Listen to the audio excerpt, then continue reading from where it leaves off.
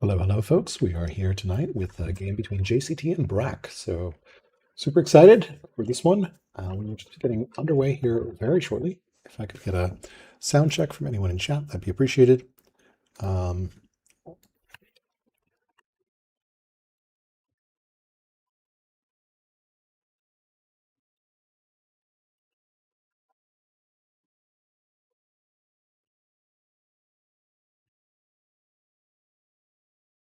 all right, got chat up. Excellent. Looks like everything's working.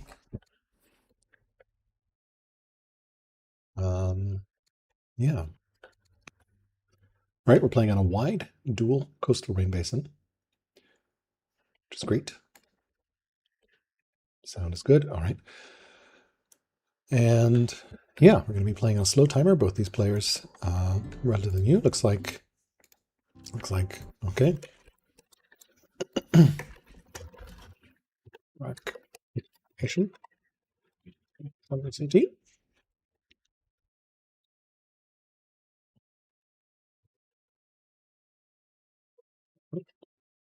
Yep.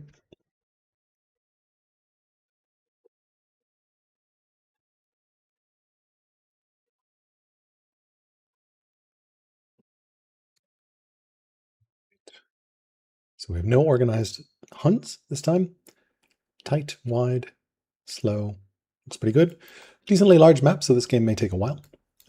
We've got 1, 2, 3, 4, 5, 6, 7, 8, 9, 10, 11, very zigzaggy, 12, 13 city sites on this map. So we've just got this central Thracian site here.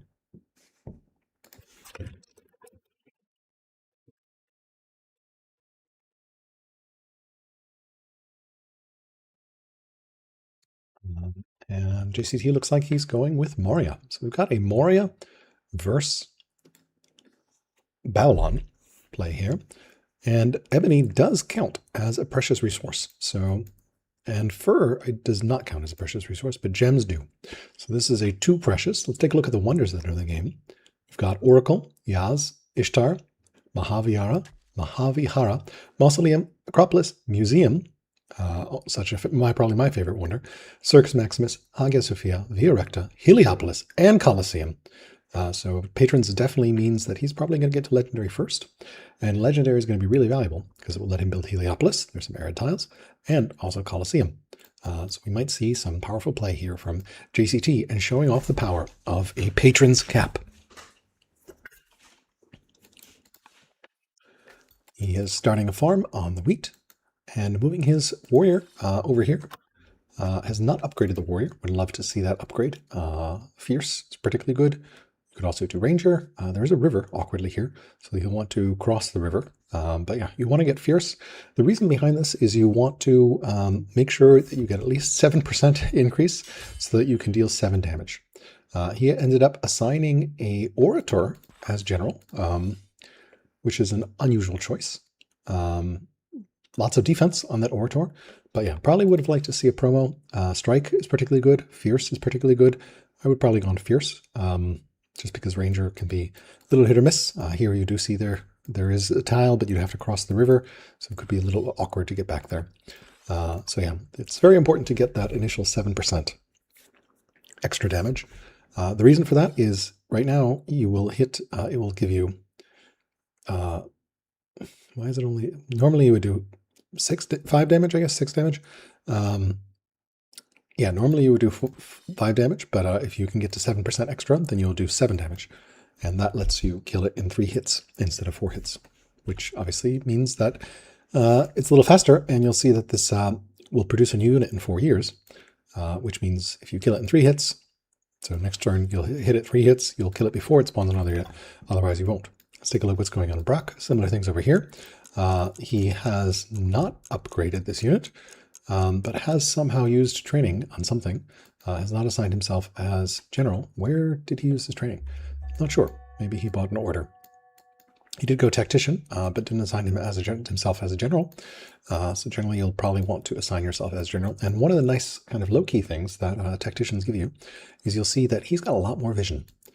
Tacticians have the trait that gives them 2+ vision range, and this actually counts for not just your units, but also for your cities. So your cities see 2 units further, or 2 tiles further. This is actually kind of huge in the early game because it gives you a ton of early vision and lets you really see further from the cities, which busts a lot more fog and gives you a lot more. So in fact, it revealed where the barbarian camp is. So it's really helpful early on. So he is attacking with the slinger. His leader is shield bearer. So actually both of them are a little lucky here in that the trait that they got is shield bearer. So it'll actually let them do a little bit more damage here on this. So he's actually going to get lucky and be able to clear this in 7 years. He does have a tactician leader, so that actually lets his range units go invis. And we've got a schemer leader over here in Moria. Moria is going to plink along this because they went with this orator, which is somewhat an unusual choice. Yeah, somewhat of an unusual choice for that general. That was the patron courtier that they got from there. Let's see what their other general choices were. They didn't have any other general choices, but promos are always good when you don't have a general choice. Thank you, Beck, for confirming audio is good.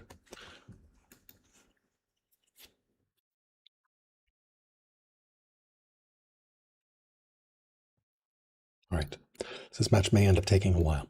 We've got some scouting here, but you'll notice that the vision between Moria is a lot less than what you see from the tactician. Notice how much extra vision the tactician just provides because that extra +2 vision.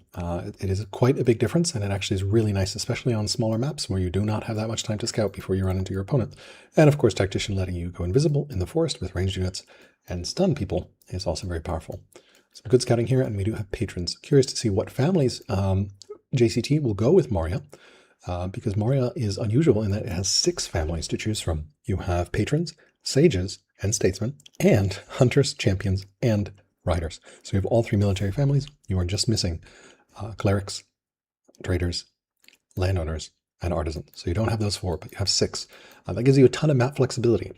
So you really can adapt to the map that you see. You almost always have the best family in your pocket, apart from traders and landowners for any particular resource. So there's a lot of game resources on this map already. Unfortunately, you don't start with trapping, so you do have to research trapping.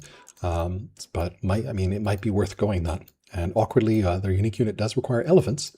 So you will want to make sure you have some source of elephants. And speaking of elephants, let's see if there are any elephants on this map. Elephant. We have some elephants in their capital. So they do have some elephants in their capital. And let's actually see if there's other elephants. No other elephants on the map. So there's just the elephants in the capital. And I love that new resource finder. It's very handy. Babylon has finished their first settler, which looks like it's a little bit earlier than Maria's. The reason for that is Babylon has 20% additional growth, thanks to just being Babylon. So you see Babylonia gets an additional 20% growth and additional science per year and 2 culture per thing. So he's also cleared that first site a little bit faster than JCT. JCT got that extra spawn awkwardly across the river, and his settler is a turn behind. So this is some of the tempo that Babylonia gives you. I'd be curious to see where that settler goes. Does it go to the free city site, or does it go to the just cleared city site? I presume he interestingly went for a hunter capital, which makes sense. There is some fur, and there are those camps, which gets you an extra order, and Babylon is particularly constrained in terms of order economy. So, yeah. We'll see. Curious to see what his next family will be. Babylon, of course, can choose from artisans, traders, and sages for the next families. And looks like we're going towards this camp. This really wants to be a hunter site. So maybe he does do the double hunter opening. A hunter for a hunter family for I guess not really growth, but the fur. And then a hunter family for military, maybe? I don't know. Also growth. Yeah. It is not a terrible idea to do that. It does give you 4 discontent in every city, but that's not that much, and you can usually deal with it early game. All right, we are now no longer on simultaneous, so we are now turn-based, so this is going to be a little bit easier for me to cast. All right, so turn 6 on this relatively large map with 13 city sites. 1, 2, 3, 4, 5, 6, and then a 7th one in the middle, 8, 9, 10, 11, 12, 13. So 6 per side, which is not that much for each player. and then one to fight over in the middle. So this is a wide coastal dual rim basin. So you just kind of zigzag your way up there. The coast is not particularly large. Also some really inaccessible resources. There's not very many. There's only really 2 cities up on the coast, so you won't have great coastal movement unless you do insane amounts of tile buying. He's sending his settler up here, but of course Babylon has already settled his city, or will be about to settle his city. So a little bit of tempo here in favor of Babylon, and we'll see that there's 6 years on the settler compared to Babylon, who is actually doing a worker next, which is a interesting choice. Usually folks do settler next, but yeah, a worker. I feel like if he wanted to do that, maybe he should have gone artisan cap, but we'll see. I have not played with brrak. I am in one cloud duel with JCT, and that has not finished yet. We're about somewhere around turn some 50, 60, 70, I don't know, 60, I think. It's so far pretty interesting. Yeah, we're on turn 64. So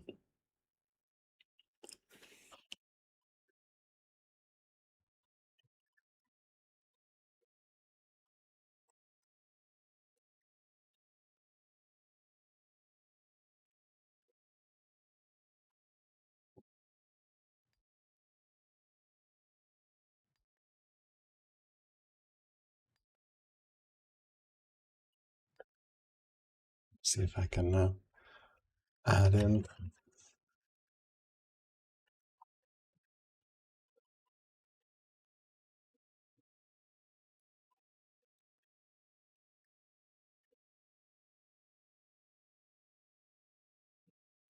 Caster, the joys of tournament administration.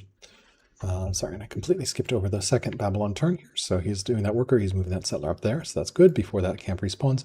And he's scouting with his slinger a little bit here, and discovering that he actually has not discovered those sea resources. So this could be a trader spot, honestly. If you eventually build up to those borders, but of course he doesn't know there's sea resources, that he doesn't have vision. Swapping back over to Maria, and also for casters, you can just hit Alt-1 and Alt-2. It's really convenient for toggling between player sides. He hasn't assigned his luxury from patrons. That's always a nice thing to do. And we do it Sage's cap second. So this is a very eco-heavy Mario here. No military family yet. We'll see whether he chooses to bring one in or goes triple eco with Statesman, which is doable. Very greedy, but doable. So we will see. I'm not sure I would do this personally, but we will see. I would expect a rider as his third, unless he wants to build elephants from his capital, which is, of course, valuable. Popping over to Babylon, he just finished researching ironworking and has the choice of labor force, husbandry, mill drill, or free worker. He has still not assigned his leader as a general, which I think is definitely a mistake. It's not a general or a governor, so you definitely want your leader to be assigned somewhere in the early game.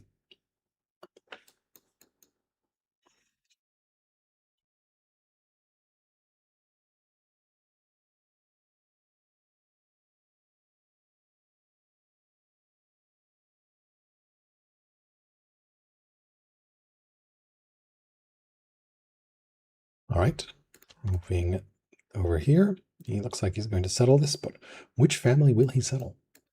So this definitely feels like a hunter city, so it makes sense that he's going here. In fact, I think he kind of walked over there and walked back. All right, he's going artisans. This is a fine artisan spot. Artisan is a fine second family. He already has a military family down with hunters. He does need to build a unit somewhere. Artisan can do that as well. Should be great growth here as well. And now, of course, the tactician gives him tons of extra vision. He has already scouted the next camp and can probably surmise that there's another camp here. So it feels like a very natural map. In terms of expansion, the only way to really expand is towards your opponent. Tribe-wise, we have the Danes, the Thracians, and that's it. 2 Danes, or 1 Dane spot and 2 Thracian spots. So pretty light on tribes because we're only at 13 city sites.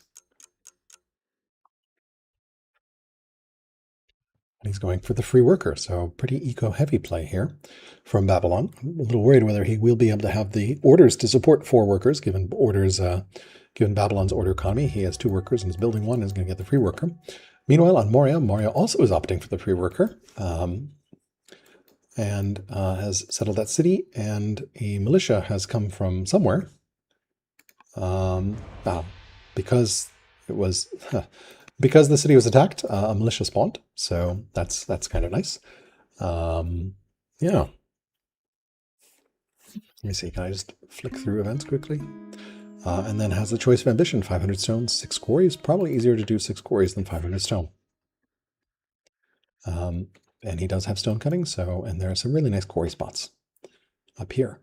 1, 2, 3, at least 3 great quarry spots, and then depending whether you really want to preserve these lumber mills, river lumber mills, always good. And he's just starting an arid quarry, which I also love to see. Always good to get quarries down as quickly as possible. That is 6 stone right from the start. No point waiting for a worker to pop out over here to start a more quarry, 9 quarry. So yeah, 6 stone now, better than 9 stone later. Yeah, and he's moving out with his militia, and I'm curious to see what ambition he will take here. And also another worker. So both players are playing pretty eco-heavy. Not really building an additional military unit yet. And we'll check in on that ambition later. No ambition choice here. Choice of marriage, you could marry a tactician, loses 6 legitimacy, but makes a very happy oligarch. That might be worth it. And then also has a choice of ambition here. 6 farms, 500 iron, or 20 ocean tiles. 6 farms or 500 iron, probably the best. Probably 6 farms is going to be the easiest one there. He already has a farm down, is building another one, so he's already a third of the way through. You will want some mines, but I don't know. 500 iron feels like that's going to take a long time to collect, so yeah. And then ocean tiles, probably going to get hard to control of 20 ocean or coast tiles, just given the way the map is. So we'll see what ambition he chooses here. His scout is visible, so it's getting hit by these barbarians over here. We'll definitely want to move that scout somewhere. It does have that forest visible there, and he is moving his slinger over here. Really would love to see him assign his leader as a general there. And wow, his wife now, who he did end up marrying, 10 strength. Yeah, 10% strength from being friendly. That is a really underrated. You know, I've played this game for a long time. I have totally forgotten that generals give plus 10% strength on being friendly. So in theory, if you have a super unit and you somehow get to are able to influence that general, you can potentially like buff your super unit by assigning that super friendly, like a super friendly general, which is really cool. Very. I don't think I've seen people use that tech, so I'm excited to see whether people will. But yeah, all right. Looks like we managed to find a caster for the other game. That's starting here, which is lovely. So Sean Konami is going to cast. Yeah.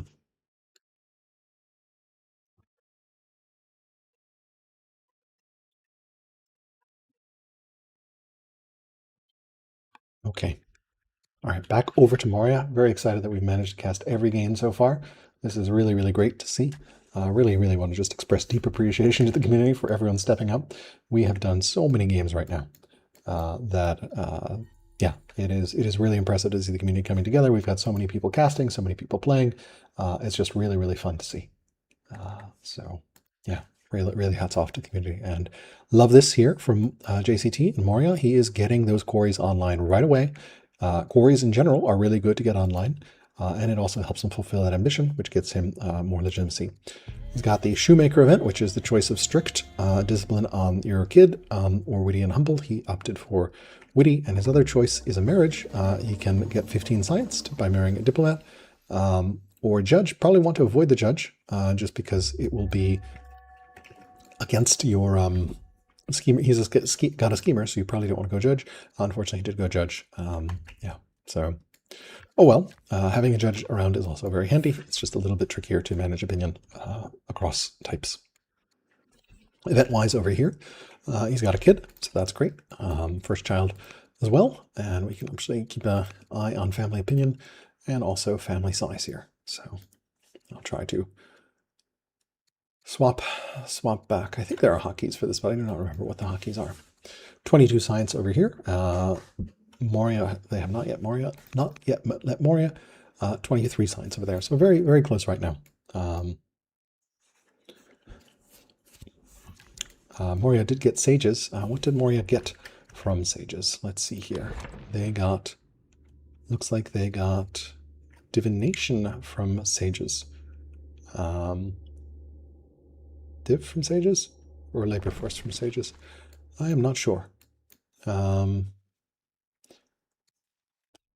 Yeah, stone boost. I do not remember what their first tech was. I'm sorry. I can check. So, okay. Presumably it would be labor force from sages, which is a pretty good pull. That's why he's showing as learned. Swapping over here, so 6 quarries, and then over in Babylon he went with the 6 farm ambition. He's moving his slinger over here. Really would love to see him assign his general leader as a general. The whole point of tactician is it really smooths up your clearing. Yeah, I would probably love to see a second settler coming out just to settle that free city site. No need for that worker yet. You're going to be order starved, especially if you want to do clearing. So over here on Moria, our turns are picking up a little bit. We got Stone Boost discovered. Wonder-wise, we do have the Oracle and the Yaz. Ishtar is probably the best out of these early wonders. Museum is definitely one of the strongest wonders you can get, just that plus 50% science, especially in a patron's cap. The reason I say especially in a patron cap is normally discontent stacks up, but because of the way patrons work, every culture level, and you're getting a lot of culture levels, you get 2 happiness levels. Your patron caps generally are happy, which means they don't have that science penalty. So you're actually, that plus 50% isn't covering for your penalty, it is going above and beyond. So patrons are kind of sleeper as a really, really, really good cap, just because, yeah, they get plus civics, they get the happiness level. The happiness level also translates directly to growth, and also lower maintenance, and yeah, very easy to keep that family happy. Overall, on the Babylon side, we've got free worker. We'd love to see probably stone cutting here. Always good to start getting a stone economy on board. Divination is also defensible. I don't think I would go, well, there are some sites for husbandry, but probably stone cutting div. Stone cutting is probably what I would lean towards. He has met the Thracians here. Let's take a look at events. He has the choice of truce or becoming warlike and getting legitimacy, so we'll see what his choices there are shortly. All right. Just double checking here. Everything is okay with the other game. Looks like we're good. We've got 3 games coming up here, all in a row, a triple header for this fine Friday evening, or perhaps very early on Saturday morning. Or if you're catching up with us on YouTube, appreciate a like and a subscribe, which I almost never say on my channel, but Scientific has convinced me that it's worth saying, and really hope that you can join the Old World Discord. Links are in the description. This is a great community, and this is really a great 4X game that honestly deserves a lot more people playing it. It's just really good. All right, we've got 3 workers in Babylon, and we've got 5 orders. And this is the problem with going that heavy worker-wise early. You just do not have the orders, especially as a tactician, to deal with it. Potentially defensible as a schemer. All right, he's finally assigned his leader as a general, which I love to see. That will let him clear this camp. Hopefully he knows it is in his interest to clear the unit here and not try to clear this unit. The reason I'm saying that is this camp is going to produce a new unit in 6 years, so you want to kill that before it does that, so you just don't have to deal with a never-ending flood of units. Yeah, probably can just go to any of these tiles work. All right, let's toss back over to Moria and see what's going on over here. Finished quarries over here.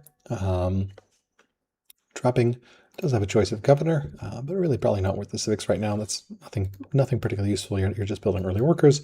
Governors aren't going to help with that. Trapping, no laws yet for either player. But Babylon should be able to pick up exploration since they start with rhetoric, and Moria should be able to pick up labor force, which they picked up from sages, which is really great. All right. And let me just double check here, getting the stream up for the other match. Perfect. Nice. Stream up. Just quietly open that, but keep it muted to make sure that we can see when that goes online. All right, juggling so many things. It's great. We love it. Back over here to Babylon. He is stunning. Okay, he's stunning this unit. So we'll keep an eye on this produce new unit. Next turn, he's going to kill this unit. And we will see this probably tick down. It should tick down to 4 years, and it might tick down to 3 years. Again, I don't know exactly how the math works, why it sometimes ticks down and why sometimes it doesn't. But generally, it's a good idea to clear the camp first, just to prevent another unit spawn. I think he should be fine if it ticks down to 3. If it ticks down to 2, he will definitely get another unit. Yeah. All right, let's see here.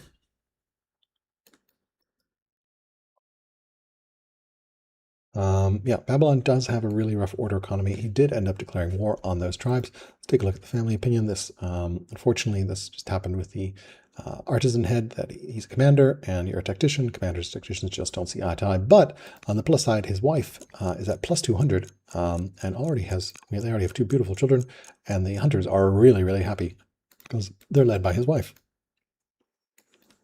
And unfortunately, he's building another military unit, which is great because he's going to need another one here soon. Although with Tactician, you can actually solo clear quite a bit.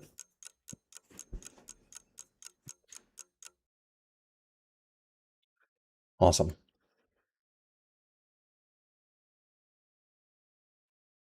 All right. So just very order constrained, trying to do a good job scouting. Moria also trying to scout a little bit. Schemer, of course, a little easier to scout with. Art of Governance event. This is someone should become a governor. It's basically assign a free governor and influence the prince. Your kid basically has ideas about who should be governor. Pretty straightforward. Usually you will just take their assignment unless it's completely terrible. It's actually kind of a nice way to get a free governor since it does not take civics. So in fact, it's sometimes worth waiting for the event to pop, especially if you have a student running around. So yeah. All right, 6 quarries. He's clearing the scrub, which is nice to see, and is starting our first shrine. He's getting the Shrine of Indra, which is the wisdom shrine that gives science and courthouse. So it's the Greek variant, not the Babylon variant. Both sides have the wisdom shrine. So hopefully you'll remember to put courthouses around there, and of course grabbing that ebony. We will need lumber mills to improve it. Yeah. And yeah. All right, over here, we've got Live and Let Die in this event, which I think it's okay to take as long as you have +2 wisdom yourself. Yeah.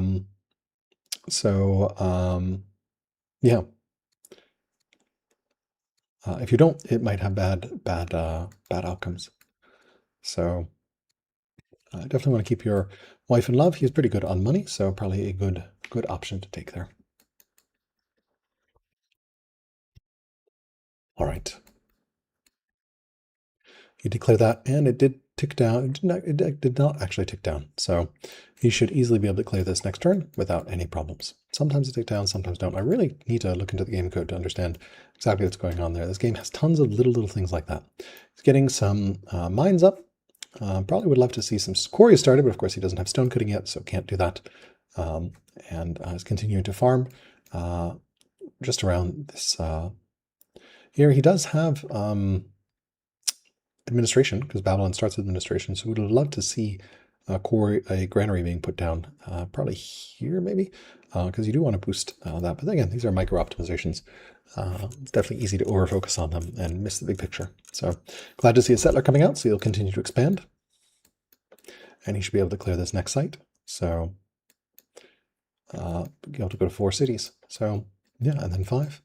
Then 6, and then we're going to have some conflict over 7. So it is a somewhat wide map, but we should probably get conflict.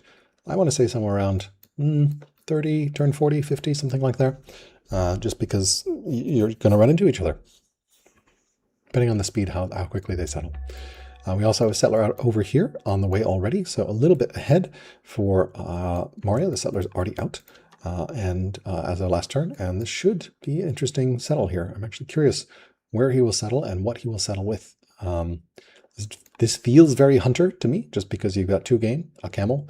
Potentially, if you want, you can grab this fur with a well-placed shrine, and then potentially can also grab another shrine with the camels. And that is going to be a lot of orders from your hunters and also a lot of game. But of course, he's getting trapping, so he will be able to do that. And this is going to be his 3rd family, so could do hunters. I probably would love to see a slinger coming out there, or a warrior, just to get some military coverage. He is moving with that militia and going towards this barb camp. Might be a little scary. We'll see here. Definitely love to see military, and he's going to found. And what is he going to found? Notice the choices. Indeed, it is Hunter. Love to see that. So this is some of the reactivity that Moria can give. That does mean, however, because there's only one source of elephants on the map, but there is a source of elephants. He just needs to remember he's going to need to produce his unique unit from the capital because it can't be built anywhere else because it requires elephants. Of course, there is a late game law, but it is so late that, yeah. All right, next game is going up, so we'll just make sure that all those players, the players and casters over there can get in. I'm just going to make sure that I can keep an eye on that, see everything goes smoothly.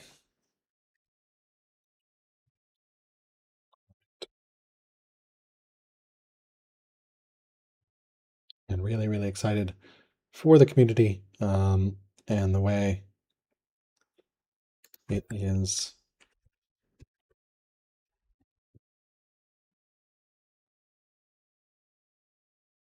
Everyone's coming together here. Okay, back over to Babylon. So Maria's up a little bit in settlement, largely because Babylon did take time to build an extra worker. Babylon, I think, is actually ahead in workers. Yes, they produced a worker and JCT is not, and then they all, both sides got the free worker card, and of course Babylon also got the free worker from artisans, which JCT does not have availability to. So it's actually 4 workers to 2, if I had to double check. Yes, 4 workers to 2. So potentially eco advantage here for Babylon. The map is pretty good. It's not going to get rushed anytime soon, so should be able to expand nicely. If you're just tuning in, we've got a duel here between Babylon and Moria. And yeah, some really worker-heavy play from Babylon. Getting stone cutting, which is great. He should be able to go improve some of these quarry tiles with his artisan and, of course, the slinger. Would really love to see him go attack this camp, though, which he's about to do. Great. And he has a choice of promo. Steadfast is really, really nice. So hopefully he will pick up Steadfast there from that promo and should be able to stun this down before a unit respawns. A new unit spawns. So that'll be the 4th city site available for Babylon.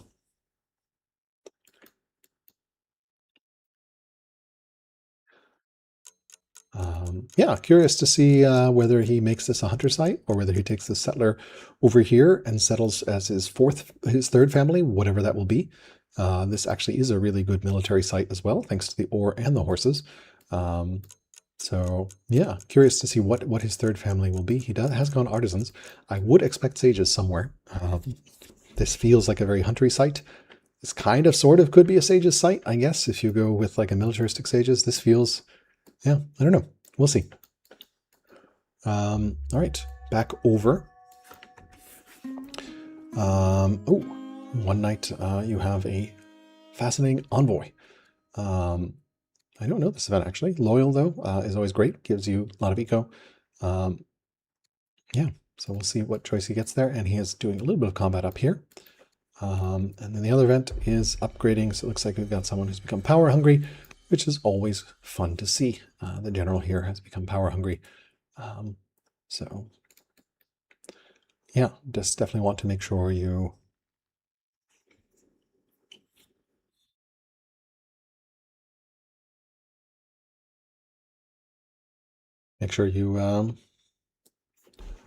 are able to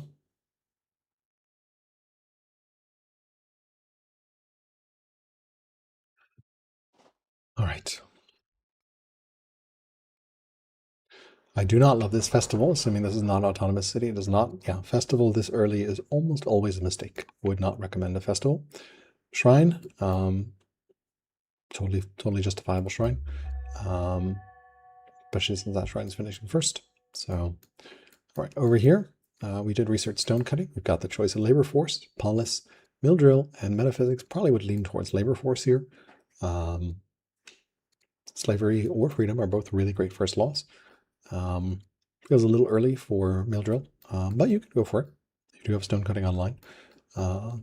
Yeah, probably would not go for metaphysics. Polis potentially if you're going to go wood heavy, and Babylon does want a pretty heavy wood economy because their unique unit does take a lot of wood.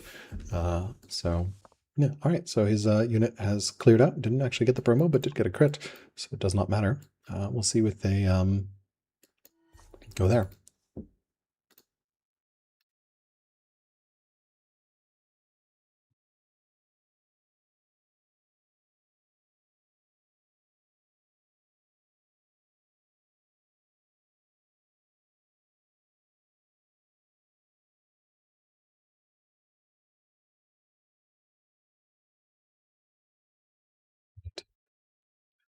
Let's see here. Mill drill and yeah, a little bit order constraint. Like he really wants to probably move this slinger over, but does not have the orders to do so.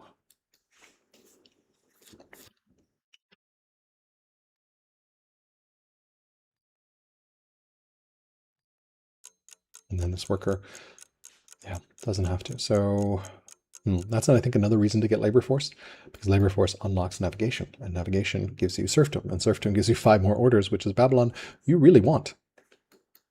Those orders are a big difference, and the two of them have now met.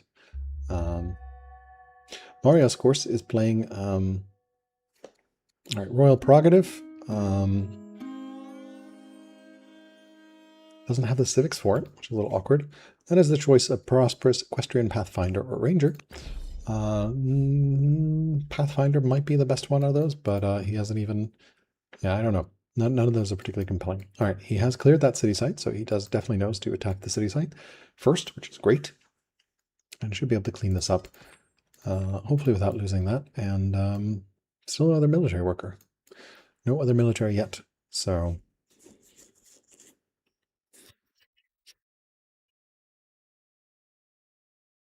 Continuing to build quarries. Always love to see people building quarries like this. And yeah, would love to see a mine get built just so you're not bleeding that just like one or two or three mines can go a long way in the early game, just because it smooths everything out. You're not just constantly depleting your iron sources. They replenish on themselves. But yeah, love to see these quarries underway. Eco balance, I think, is definitely an underrated part of the game. All right. Where did our scout go? Our scout is all the way over here. All right, so he has met Moria. Both scouts sort of close by. Yeah. This is part of the crunch. I want to say Babylon. He's got 10 orders, which is about the same actually as Moria, because Moria didn't actually end up taking any families that give additional orders. So it's pretty simple, pretty similar on orders. I think the big difference is just Babylon has 4 workers. So if you think about it, if those 4 workers are all working, you have 4 improvements under construction. That only leaves you 6 orders for anything else. And a move like this, an attack. Interestingly, he went for combat instead of steadfast. Probably would have been greedy and just taken steadfast because it gives me a lot of power right now.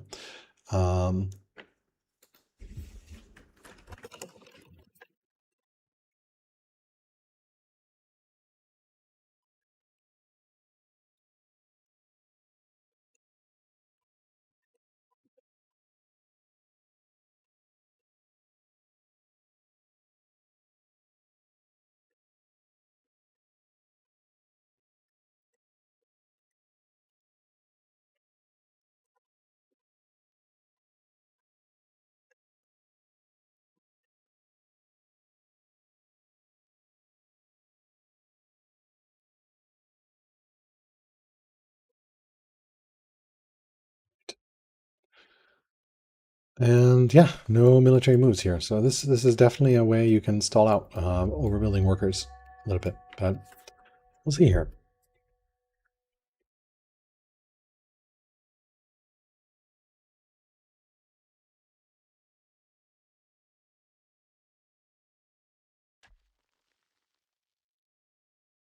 Mission turn 16 here. Has finished that shrine and started Hinduism. Hinduism is actually really, really nice because it is both a pagan religion and a world religion in that you can get theologies for it. So you basically have a guaranteed religion with theologies. You can build monasteries with it. It's particularly great on the UZ because you can build a monastery in your cleric cities. None of the other Hindu nations, Tamil and Maurya, allow for clerics, but UZ does. Love this quarry here. Love these flatland quarries. Nice little parallelogram of quarries. Just get them down. Really helping out that stone income and continue to fight over there. All right, let's see what Babylon will do. I'm going to swap over to the family view. All right. So let's see here. He's got another settler. So definitely want to do that. Yep, perfect. I assume this is going to be a hunter site. Not sure. And I would love to see him pull this unit forward and then pull this unit forward, and then he's pretty much out of orders. So some of these workers might just need to chill. So definitely, I think, slightly overbuilt workers early. You just don't have the orders for all of those workers right away. Both the free worker and the built worker. So had he, for example, built the settler instead of the worker, he could have had that city out a little bit earlier. And of course, every city gives you, every city gives you a tiny bit of science base, and as Babylon gives you double base. So, yeah. And again, tons of tiny optimizations, even in the first turns.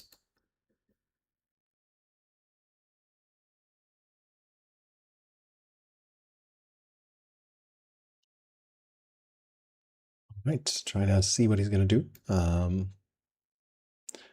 Does have a schemer leader, so for Moria, so his their scout can go around.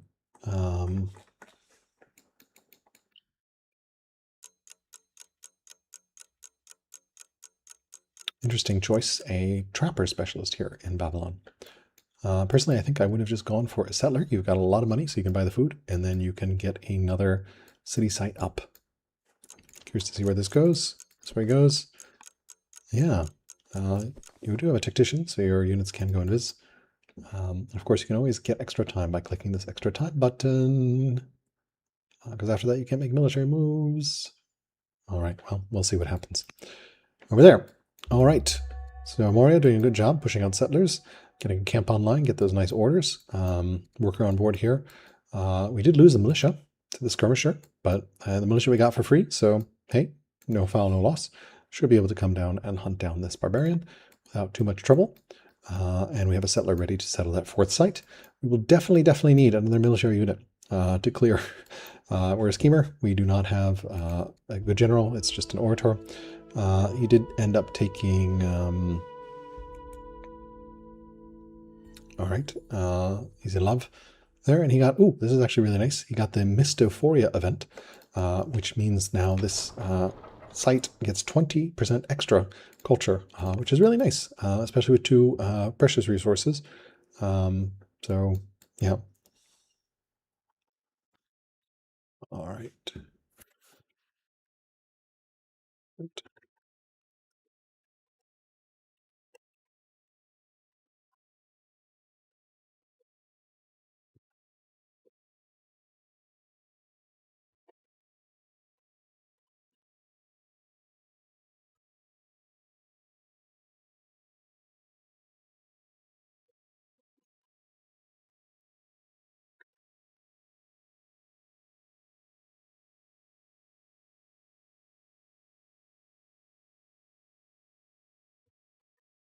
All right, just making sure the next game is up. Sorry, just trying to do double duty here.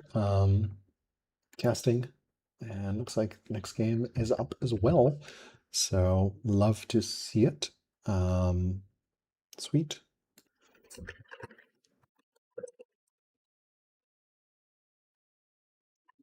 We're set. Awesome.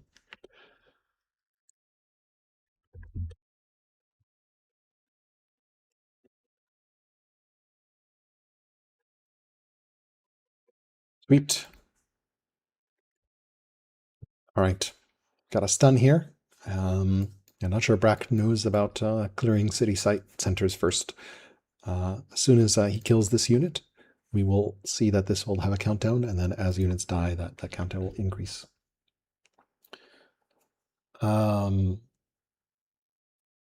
Oh, that's going to be a really interesting map in the other game. Just looking at it, I'm like, wow, this is going to be a knife fight. So that'll be fun to see over there. We've got 3 games going on in parallel right now this Friday afternoon, 4th of July Eve. So thank you so much for tuning in and for watching. And if you're watching later on YouTube, always appreciate a like and a subscribe, and make sure to join the Discord. Excellent. Love to see this.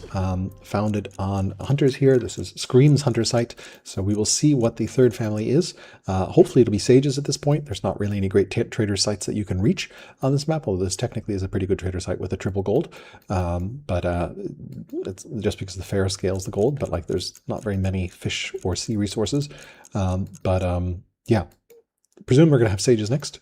Does need to make sure that site does not respawn, and he does not have a settler in the way. On the way right now. So yeah, this game is shaping up pretty exciting. One of the reasons Sages are good to delay is because they do give you a free tech, and the more techs you have unlocked, the deeper techs you can grab. So you can do some insane, pretty insane slingshots. For example, the classic one is Greece. Since Greece starts with drama, they can actually unlock architecture from Sages. But if you're clever, you can potentially manipulate the tech tree before you found Sages and try to grab a later tech. Architecture, probably the best grab that you can get, because everything else takes a lot more. But for example, getting aristocracy, you could potentially grab monasticism with Sages. So yeah, definitely pretty interesting. Love this quarry development here.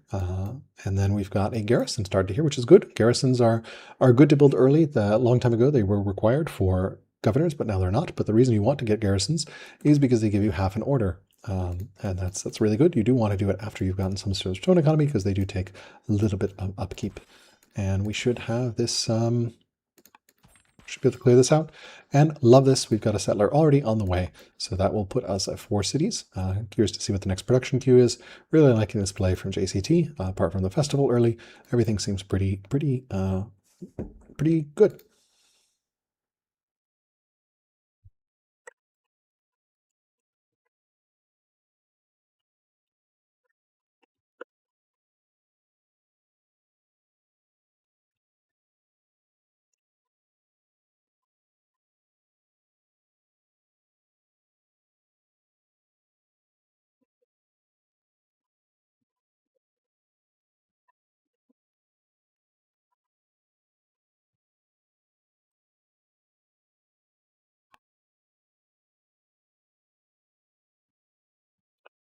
All right. So we are now swapping back over here. All right. Just need to remember that that thing respawns. Maybe that scout is going to sit on that. I don't know. Trapper is fine, but you really should be starting another settler somewhere. I'm not sure I would do scout before worker, especially when you have the game here that will improve the scout production speed because it is growth. All right, let's see what Babylon does. We did get the time to die event because he has 2 wisdom, so he doesn't have to kill his wife. And yeah, so yep. So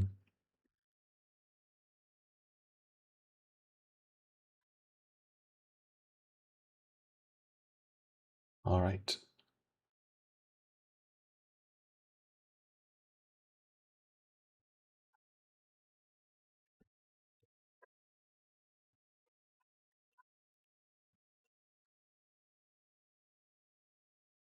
All right, let's see here.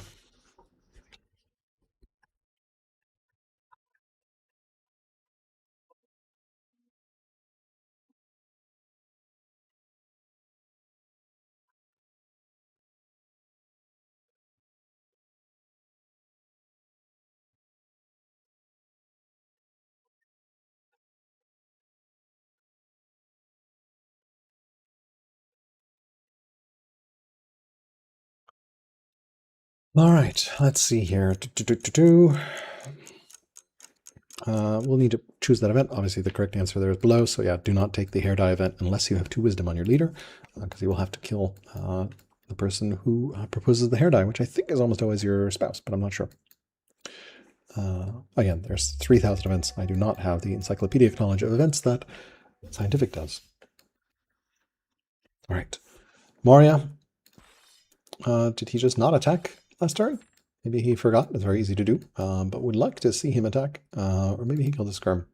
Okay, there we go. Skirm dead. All right, so that's moving over. Presumably going to go settled over there. It's a very nice site. I would probably go... Yeah, probably hunters on this site. Although you can make a case for patrons with the silver, but you probably don't need culture on this deep site. So that said, there are 1, 2, 3 more sites, and you definitely want your forward sites to be hunter if you can. So we'll see what he does family-wise. Pretty interesting choice. All right, do not love this. You do not want to attack 2 different targets. You want to focus your fire. This site is going to respawn. Hopefully we'll not see that respawn. Hopefully we'll be able to block it by then. Yeah, so...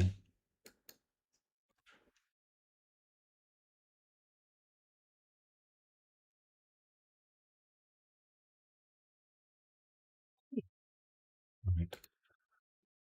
Well, air education, we've got a choice of politics, philosophy, tactics, and commerce. His first child, he does have rhetoric, and he could take exploration. Can always just send the kids exploring to get those sweet, sweet events. But yeah, let's see here. I'll be right back. Gonna grab a drink.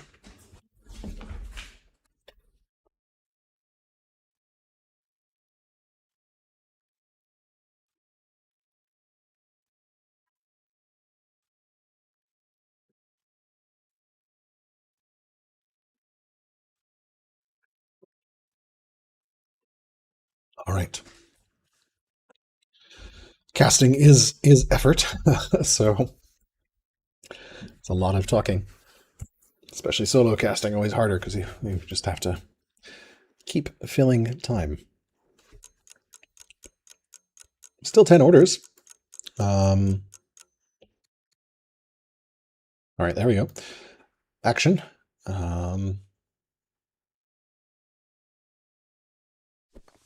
Could move here and kill this. Yep, there we go. Oh, I see what he's doing. He's kind of stunning and killing. Okay. Yeah, it's kind of tough in the forest. All right, good. Settler, unfortunately, is going to be a little bit late for that. And he doesn't have husbandry, so can't increase that. All right, curious to see what will fit here. All right, we've got a fable. Get some culture for civics. Become a poet at the cost of discipline. Or get some discipline but piss off Hinduism. Opted for civics to culture. Okay, I can see that. I don't know that I would make that trade, but pissing off Hinduism probably also not great. But yeah, I just do not really, I don't know. I value early game civics a lot. And all right, let's see what we found family-wise. It is a patron spot, makes sense with the silver. So curious to see if we will see sages here, and then hunter here and here. That could be very powerful. The reason I say that's very powerful is, as you know, hunter units get the sentinel bonus. And the sentinel bonus gives you 20% in national territory. So it doesn't matter if it's a hunter city or not. But if it is a hunter city, and the hunters, so if it is a hunter city, you get another 10% for fighting in the family territory. And if the hunters are friendly, they get another 10%. So that's a 40% boost if you stack all those three things together. So that's why I really like hunter cities as frontline cities, just because it makes it that much harder to attack into, especially on a map like this, where you can really expand and choke point out to your opponent, right? Like this is a pretty narrow front, even here and here. But potentially, I think you can grab that central city, and depending on the pace of expansion, Mario may actually take out the Dane site as well. We'll see here. So finally building a slinger here. Second military unit, definitely going to be here. These sites are not going to go down to a single warrior. So let's see what's going on over here. Event-wise, air education. He did go tactics with his last child. Let's see what he does with this child. Personally, I'd probably send the kid exploring, especially since you have rhetoric.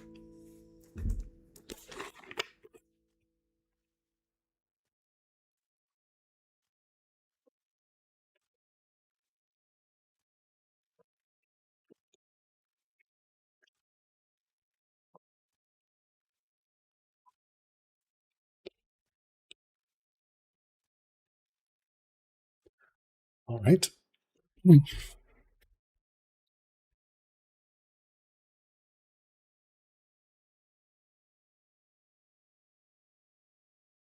He has killed the unit. And then, you know,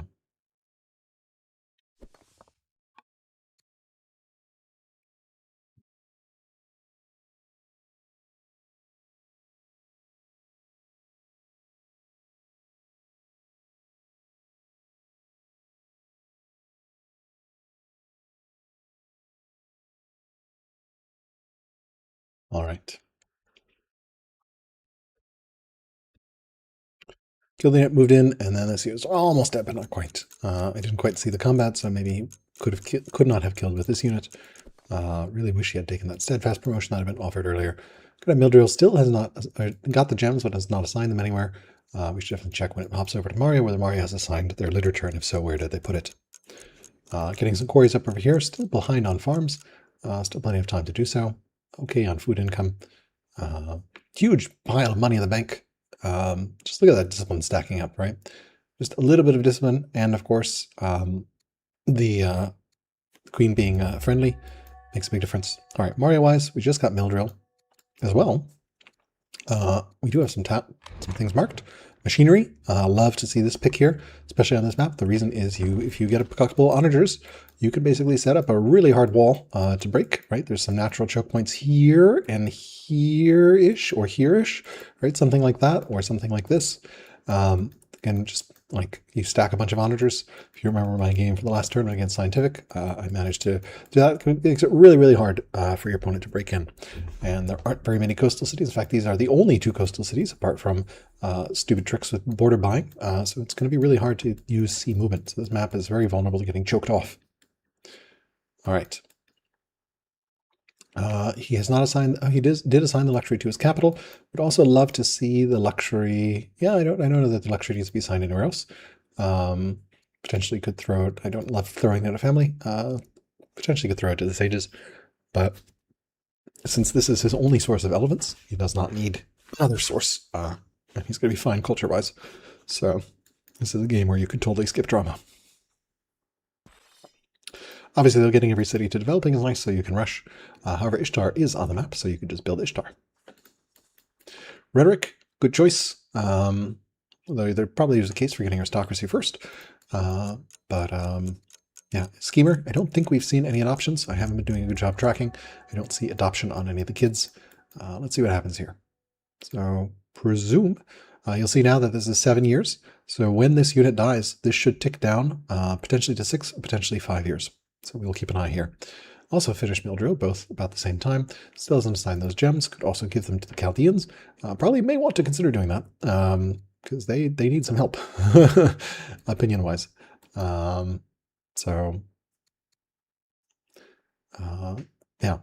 they're unhappy at just having one city, and that discontent has been ticking up. All right, we're going for husbandry, leaving the stone boost on the table. Don't really have that many quarries, just a couple. Just plus 10 income compared to Moria's sweet plus 28. We are building a barracks in the camp. No garrison yet. So barracks looks like on a hill. Yeah, probably would have tried to build it on a flat land personally, but maybe you want to save those for quarries. 7 years here. Let's see what happens. Can zoom in. The action. Look at these barbarians. All right. He has flipped the order of his units. Okay, so now that has indeed gone from 7 years to 5 years because you cleared something on the camp. So that means you'll probably want to, ideally, here it's a little awkward because this unit actually potentially can do quite a bit of damage. However, it will also deal tick damage as it hits your tactician. So let's see whether he attacks the camp or this unit. He is stunning that unit, which I think is the correct play, because that unit does 3 damage, and this only does 2. But that means that we will probably see another unit spawn here. Do we have another military unit on the way? We do not. We have a double settler. And unfortunately, this camp is going to respawn unless that scout gets there in time. Hopefully, he remembers to move a scout over there to block the respawn. His other scout is way too far away, all the way over here, actually visible as well to Mario. We will see if Mario takes advantage of that. Really love this granary next to this farm. You definitely want a granary boost, especially once you have admin. So love to see granary early is really, really good. Now getting another worker. He has that free worker. I don't know that I would build another worker yet. I still see settler sites to settle. Probably would pump out another settler, but looks like he's doing that from the Sage's seat. So totally defensible to get a third worker there. Little tight order-wise still. But yeah, also getting these camps online, which is really, really nice. Probably want to drop a mine. I don't think we have a mine. Here we're quarrying the hills. Probably one of these should be a mine, and then quarry the flatland. Minor optimizations, of course. The reason I say that is because you don't have any iron income, and these are hills, which take an extra turn to build, but then for a mine give you 8 iron, whereas a quarry, there's no benefit to being on the hill.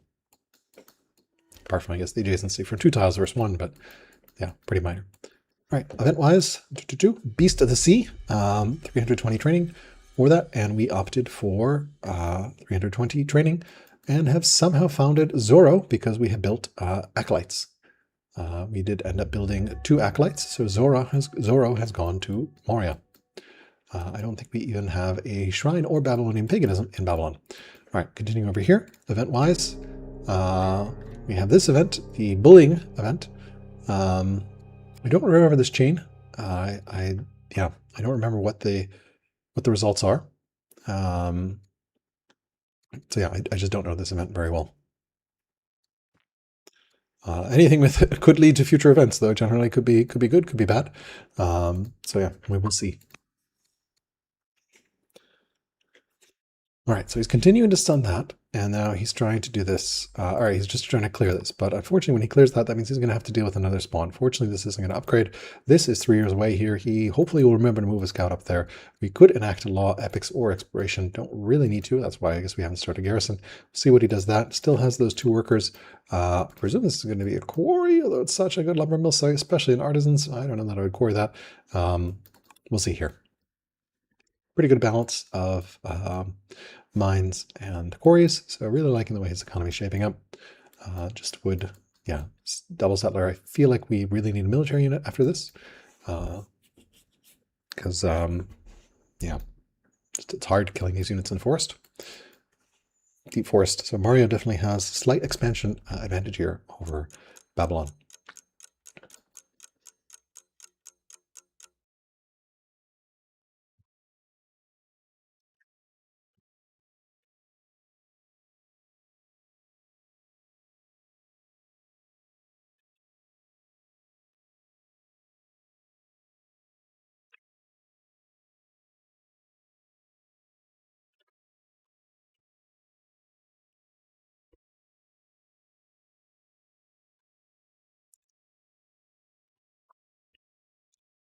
All right.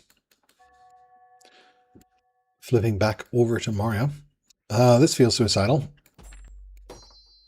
Isn't quite suicidal, but it's pretty damn close to suicidal. Yeah, and he realizes that, and it's like, I'm not going to be able to take out that camp with a single warrior with an orator governor. Orator general, sorry. Building more camps, get some more food, get some more growth. Always love to see that. Babylon's got a nice scout in position here, so Babylon has a vision of what's going on in Moria land. Finish that granary over there. Event-wise, Cloak and Dagger. Name 3 landmarks for Hunter Opinion, or lose this character being in love. Yeah, pretty interesting event. 3 landmarks. I don't know that there's 3 landmarks left to name, so that feels like a trap ambition. I don't know whether that's even fulfillable. Presume it is, but yeah. All right, back over to Babylon. Let's see what's going on with this combat. We did finish that scout. Will he remember to move the scout onto the city site? Or will Mori actually do a favor and move the scout on their scout onto the city site? Love of the land event here. 5 developing cities, 2 courtiers, or lose charisma. Probably would take the 2 courtiers, although it's so RNG. It's such a trap ambition. But there's no way in heck you're going to get to 5 developing cities. Probably actually the correct play is to, I don't know. I really don't know. I would probably take the loss on the charisma, because I don't think I can. I'm not a judge. I have no way to pull in courtiers. And I don't really want to tech to courtiers. So I think you just cry and take a terrible ambition. Hopefully you will see those farms finishing up. But we do not yet right now. Still seeing how this military is resolved. The nice thing about being a tactician, of course, is you can go invisible. Yeah, 3 years here, so might be able to clear this camp out. Next turn 5, 3, so 8. Yeah, you'll be just in time. You'll do 8 damage each turn. There's 16 hit points left. So just in time there, and should be able to. Really, really need to move the scout towards that city site before it respawns. Really need to do it. Didn't do it. So next turn, please remember to do that. Hopefully you remember.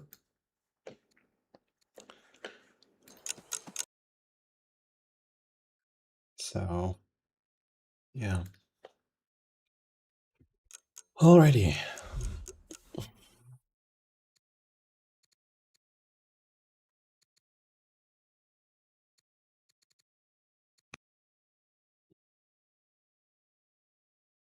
So just as a general rule, I really like resolving events first, because events can sometimes warp the way the game goes, and you want to make sure that you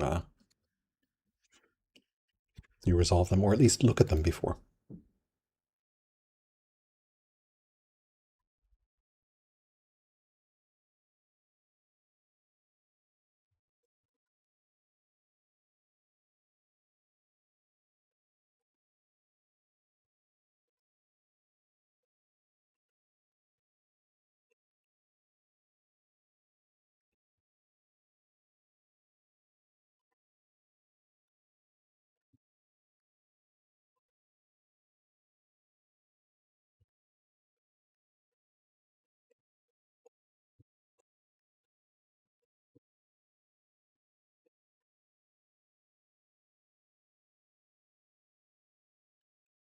All right. We are starting our first wonder. The Yaz is going down for Moria. And finally building that mine. And that slinger. It's a pretty quiet turn here. Curious to see where his scout will move. Oh, oh my lord. He is doing a huge favor, actually. Oh my lord. He does not even know the level of favor he is doing for Babylon right now. He thinks he's being obnoxious and is blocking the city site. Because that had 2 years to respawn, he's actually saving him from yeah, I probably would not go another worker here. I'd probably get another military unit. Maybe another worker. I don't know. I feel like, yeah.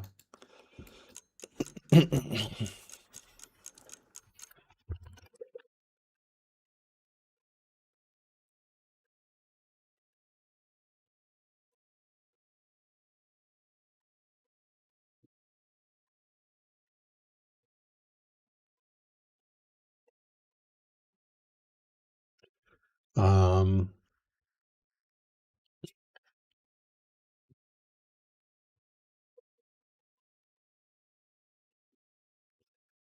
Standing here should be able to clear that out. And fortunately, the Babylonians are being spared here by JCT, who is blocking the city site from respawning. So very, very nice of them. And unfortunately, he will probably lose the scout for the trouble because the scout will get stunned.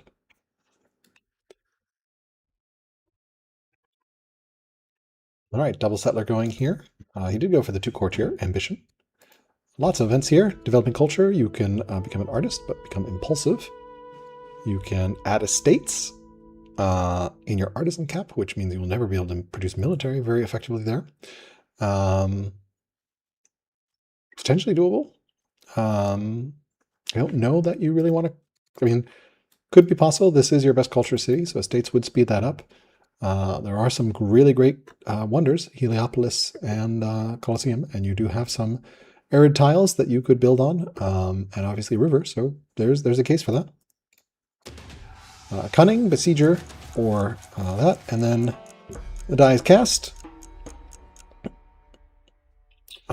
Okay, because the husband's lover is perverted. And we get a courtier, which is really rough, because 100 science is really good, but we now have this courtier ambition. So, yeah. Oh, it's actually going to have your queen become a courtier. So that's really interesting. So you'll actually double dip from those stats. So that's actually really good. We're already getting... All right, let's see what he did. He picked... I don't know. Well, we'll go back later and see whether... yeah, okay. All right, the other reason I like people to do events first is I can see what happens with the events. Protection edicts, actually a very good, very, very good thing. Base civics is really good. So that's, I think, the much preferred option there.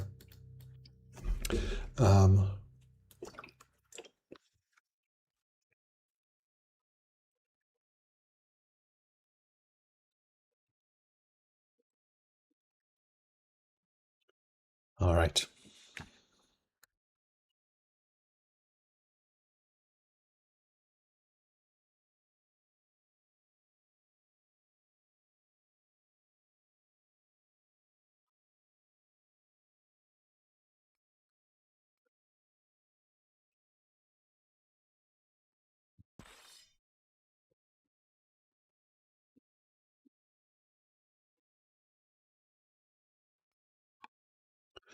Yaw's underway.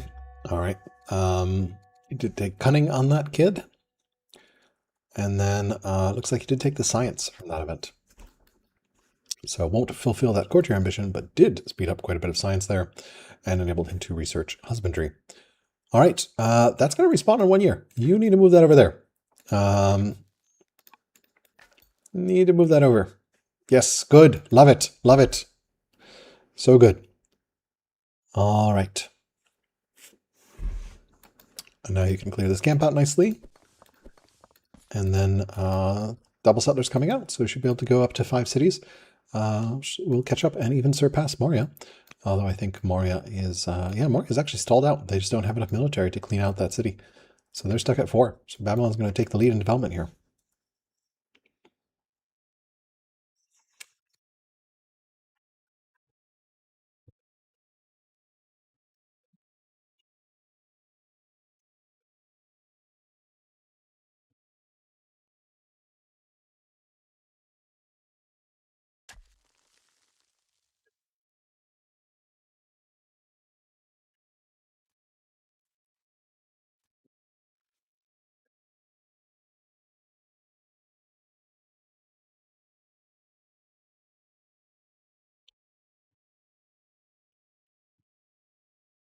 All right, let's see here.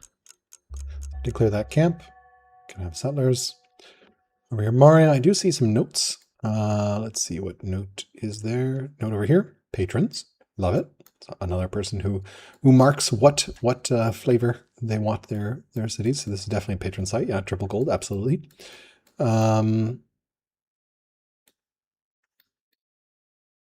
Only one Sage's site, so, and then I guess Hunter here and here if you're going to go greedy. And then maybe Sage is here for balance or Hunter here. I don't know. Cool. He's moving that slinger in, so he's going to try clearing it with the slinger and the warrior. All right, getting a general on there, which gets the slinger up. Pretty good.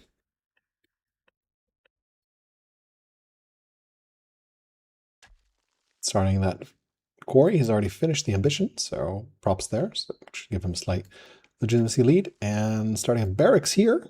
Okay. Also got a slums.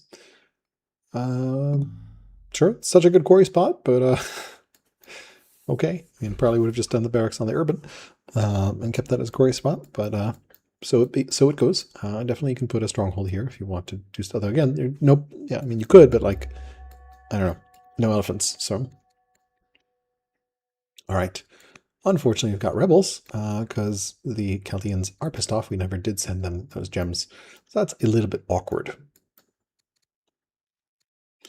And he still doesn't have his 3rd family. So that's part of the reason that this, because we've got that -2 from not enough family seats, which has been ticking up for 26 for many turns now, actually. I think whenever Nippur was founded.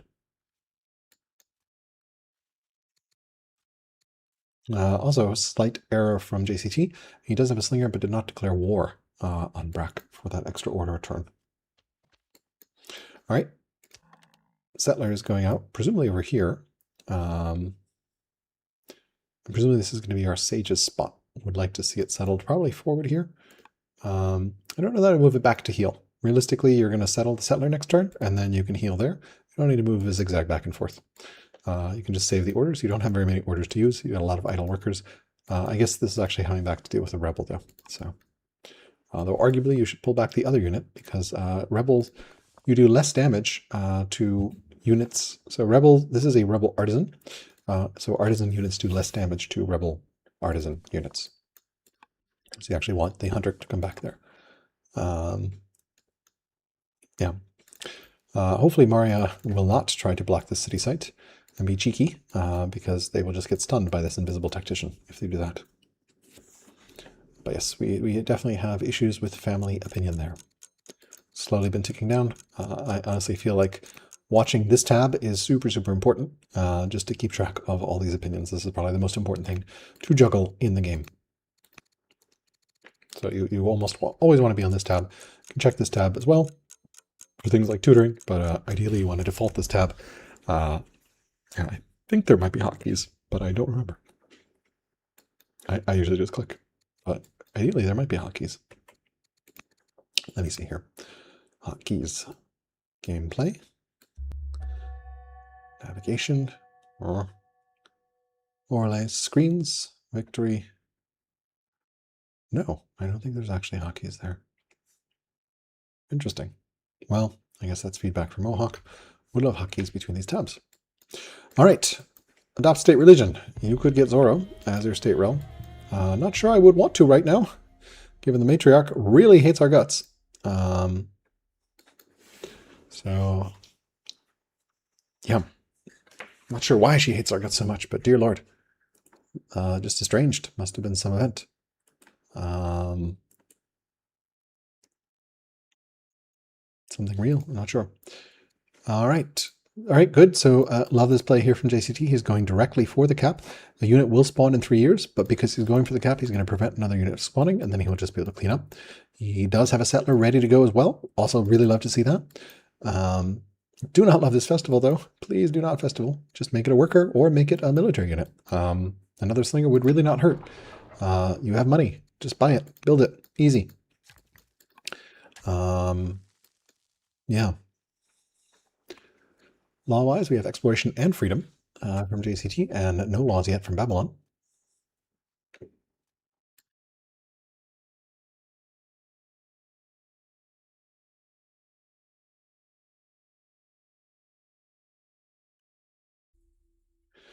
So that Yaz is still under construction. So I guess one rule of thumb is don't start a wonder with the only worker in a city, because then you'll just have that worker tied up. I was doing a practice game and started a wonder with my only worker, and I was like, oh no, I need to spam settlers right now. So you do want to have that additional worker at some point. So a free worker can sometimes be useful for a tempo-free way of getting worker.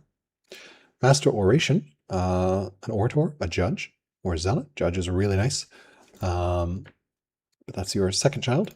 And here you have commander or tactician. So probably will want to continue the tactician. Feels a little bit early for commander, but we'll see here. And yeah, for multiple reasons, I actually would have, look, this can actually move all the way back here and stun, because you get an extra pip of movement from your leader. Leader has an extra fatigue point. So, yeah. We'll see what he goes.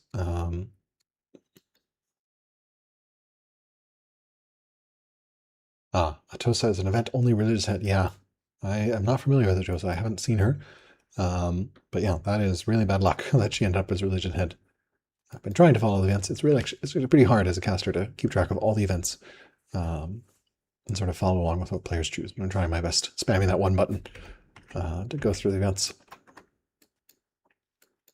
Unfortunately, players don't always resolve the events while I'm looking at them, so it's a little harder. And of course, family issues here, 124. Can fix this, by the way, instantly by sending the gems to the Chaldeans. They really like, artisans really like gems. So I think it's that'll be a 30-point opinion swing if they do that. I think it's artisans or maybe patrons that have the extra opinion from any resource.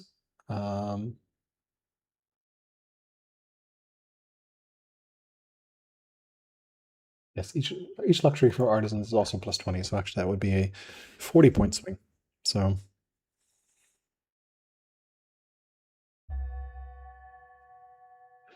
all right. Moria, opportunity clear. Should be able to clear here. We can take a look at these events. He does have a judge next, which is really, really great. Actually, a really good judge. So he did do one adoption. He has bought orders just a couple times, -9, and has just done one adoption as well. So you also get legitimacy for that family seat. So it's another reason to do it early. It's named 20, has named 11 landmarks. So pretty big advantage here for Moria over Babylon. In terms of legitimacy, we can see here we have named 3 landmarks, or named 5 landmarks and discovered 3, and only founding 2 sites. So 41 to 100 is a big difference. And it's translating into an order economy difference as well. Babylon is at plus 11, and we're at plus 13 here. So not as much as you would think, but yeah, he also has 7 orders under construction. So I think the order graph actually shows a better view here. We should see Moria Moria definitely has more orders than Babylon. So largely good legitimacy management there. And really love this settler, ready to go, ready to settle right away as soon as that site is settled, or as site is cleared. So that will also make it a lot easier to clean up the remainder of the barbs. And I'm presuming this will be a Sage's site, but I'm not sure. We will see. Temperament. Princess Consort became wanton, so we lost a little bit of legitimacy there. But yeah, Aitosa the Exotic.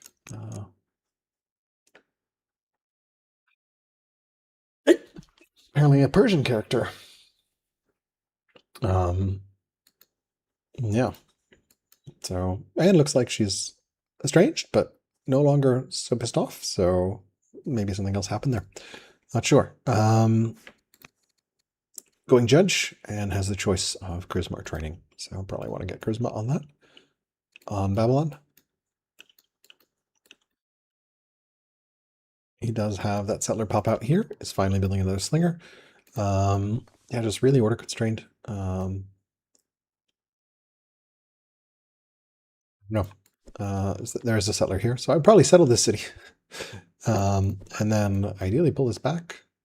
Maybe not. I don't know. This can probably deal with it. I would have pulled that other unit back first, personally, because this one's more mobile and also stuns. So I'd kept this unit forward. And also you'll notice here, because it's the same family, you have that -10% attack strength because you are trying to kill a rebel of the same family. Labor force, but we will not have the civics for both laws. So curious to see whether we'll go slavery or freedom. Probably expecting slavery. Babylon already effectively has freedom in the box with their national passive of plus 20% growth. Of course, stacking it does not hurt either. And look at this 3-turn worker from this site. But definitely feel like we are massively overbuilding workers at the moment. Not that workers are bad. It's just that we do not have the order economy needed to support those workers. So maybe we'll see here. And he went with tactician and judge for his children. And yeah.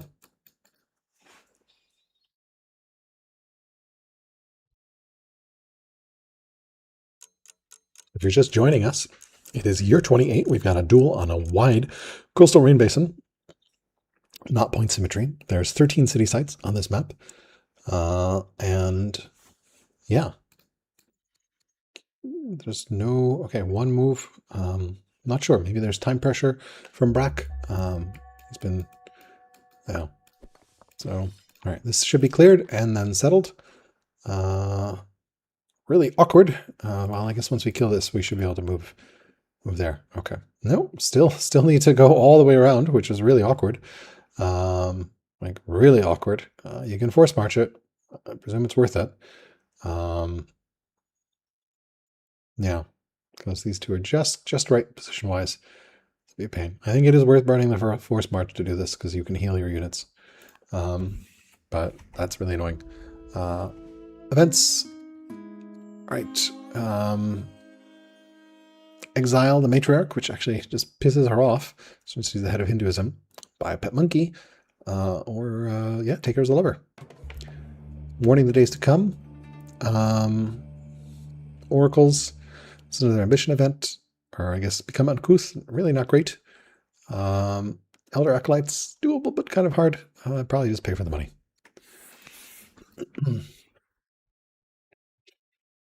All right. Really don't love this festival.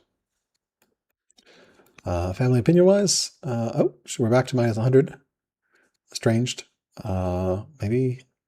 Oh, I think I was looking at that. I was looking at the Zoro head from the Babylonian position. That's why she was at neutral. I was like, what's going on? Yeah, so one of these events, something real maybe? I'm not sure. But yeah, she is pissed off. So wisely has not opted to state religion and instead opted for that. Yaz is finishing in a couple turns here. How is our shrine count? Looks like we just have shrines here and there. All right, we've got a shrine and we've got a shrine and then no other shrines. In fact, there's this cool view, by the way. If you click on this, you'll see where the pagan religion has spread. It's really, really cool. Just make sure you don't click on the holy city as well. All right, back over to Babylon. Babylon has just researched labor force. A couple events here. You can have an explorer, send luxuries to tribes, trap ambition for stonecutter specialists, trap ambitions, or just take legitimacy. You can make peace. This actually is the tribal invasion event. There are 2 Thracian sites. I don't know how I would feel about that right now. Accept a bribe. Oh, another one. Oh, this is from the bullying.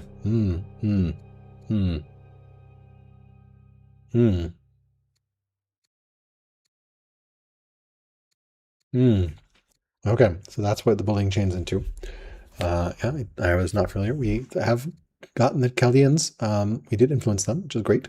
And we did actually found traders on our last site, not sages. So despite waiting until turn 29, we opted to found traders. I think at that point, I would have honestly founded sages. You could have gotten spoked wheel, navigation, phalanx, steel, metaphysics, even compo. Any of those could have randomed.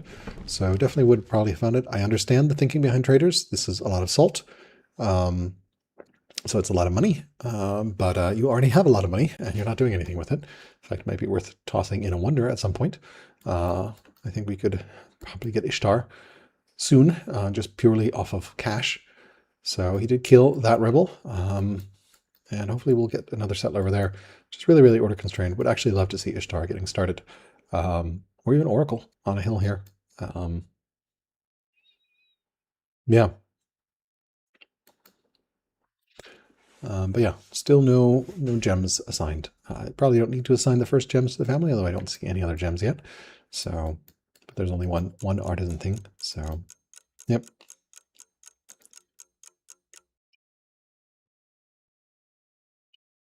I'll hide religions for now, just to make that family a little bit easier to see. Just keep an eye on those family opinions without necessarily cluttering up with all the religious opinions as well. Just for the cast. No tech choice.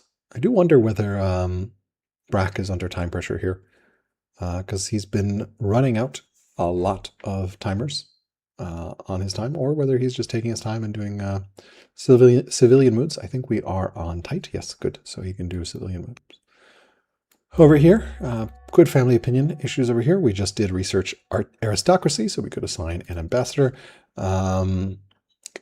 No real, like this option is pretty good. 45 family opinion across. It's probably the best out of the options. So could assign the matriarch who hates our guts. Short break. Okay.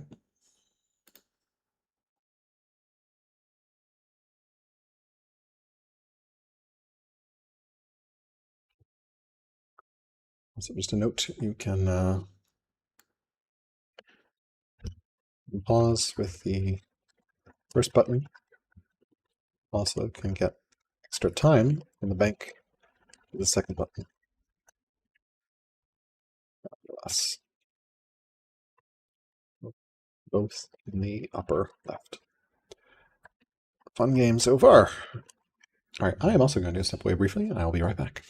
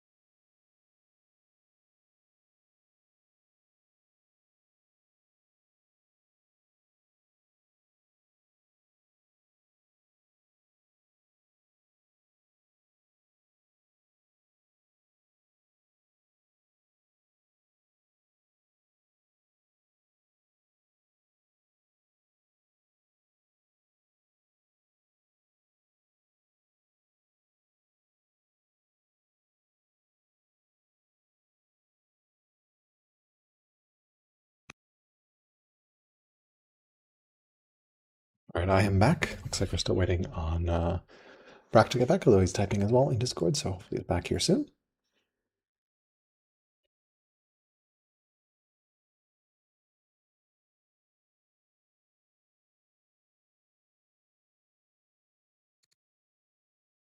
Marriage offer with the Thracians.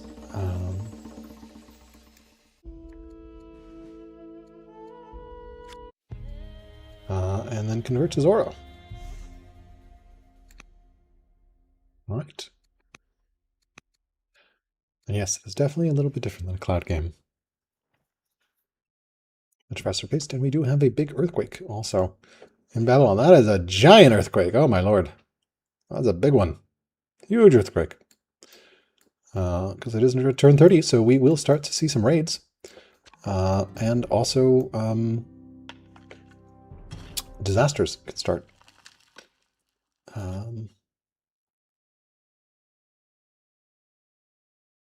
Danes are at war.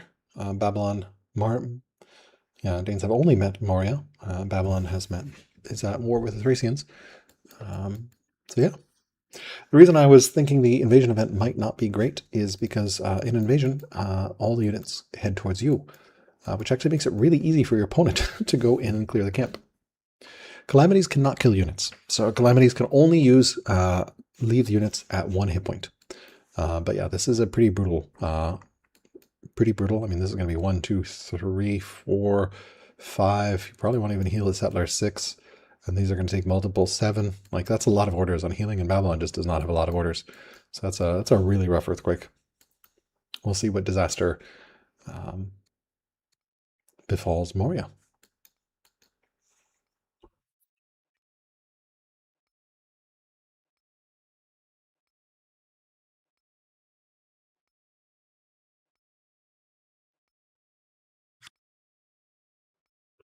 Yeah, that is a pretty big earthquake, as earthquakes go.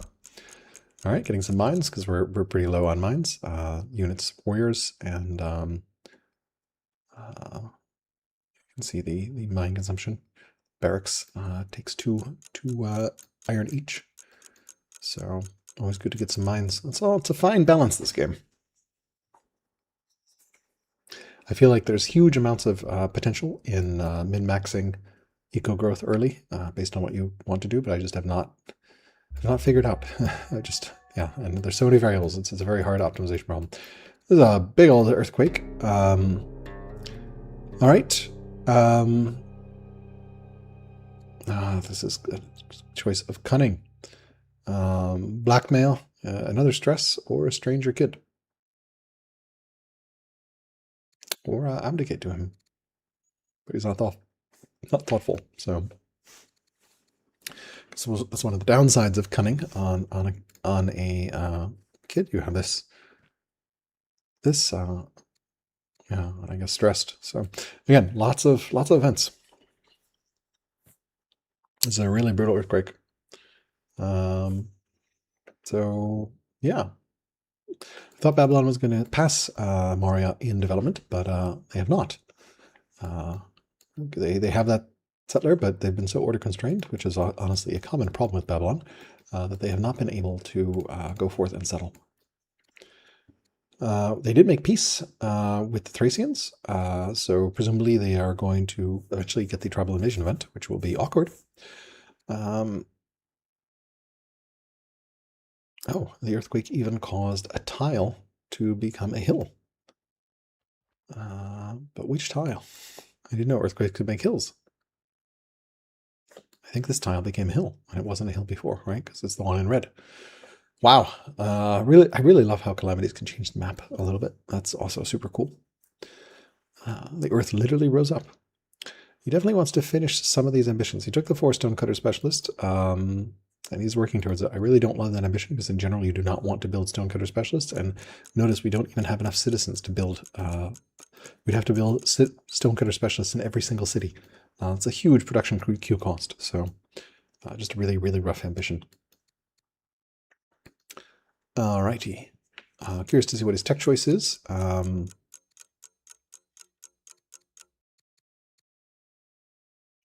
this is a brutal earthquake.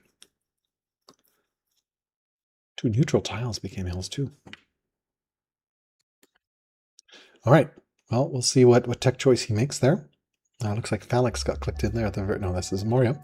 All right.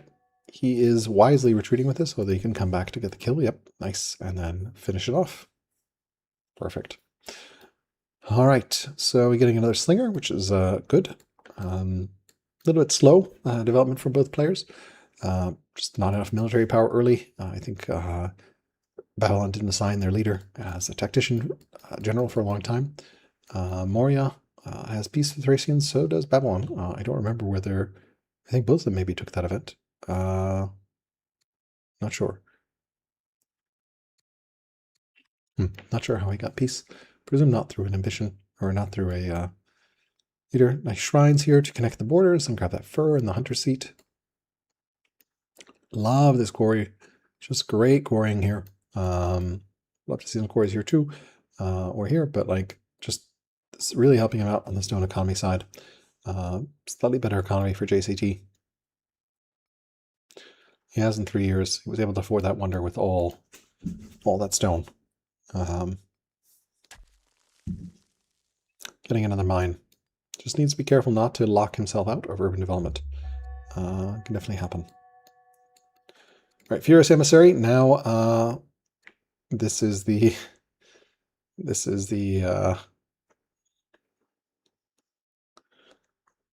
option. So this is the tribal invasion option. You could have your son get tracking, lose some money, or just take some XP. Tracking is not particularly great, or the earthquake is finally over. And then did we just not take a tech last turn? I guess it's randomly assigning. Yeah, I think he forgot to. You do really want to assign a tech, otherwise the game will randomly put science towards a tech. Here, these are all kind of not great options. Probably spoked wheel it feels too early to get compo. You do not have a wood economy. I would probably get spoked wheel as my cycle. Unfortunately, he's had 2 or 3 turns going to metaphysics. So I think brrak is definitely feeling the time pressure. We are on a slow timer, thankfully. But yes, this is a bit of an adjustment from cloud games because you do not have that much more time to think. You just kind of move. And I definitely see this happening a lot. So yeah, I'm just going to message brrak that you can extend your timer. Because I definitely feel like you might be under a little bit of time pressure. to note you can extend your timer.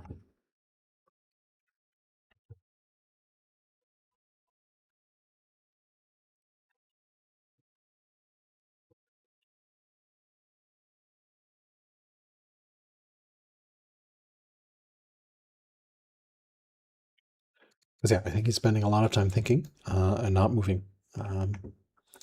So we'll see if he realizes he can extend. All right. Extend, extend, extend. Yes, he extended. Woo! Awesome. Great. So now that will hopefully alleviate some of the time pressure for him, give him a little bit more time. He has that bank, so he can use it and let himself really like not run out of time, hopefully. Yeah. So there's lots of moves to make all over the map. Yeah. You hear thumpy sounds. Presumably something is trying to move somewhere.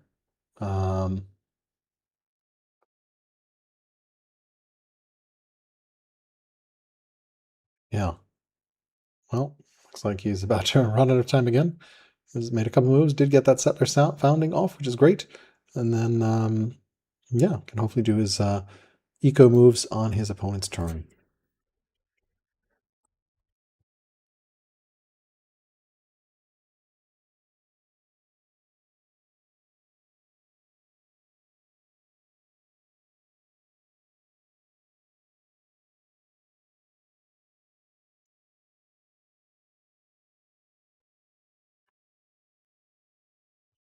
All right, I'm actually going to follow along with Babylon here just to see if he is actually making eco moves on his opponent's turn.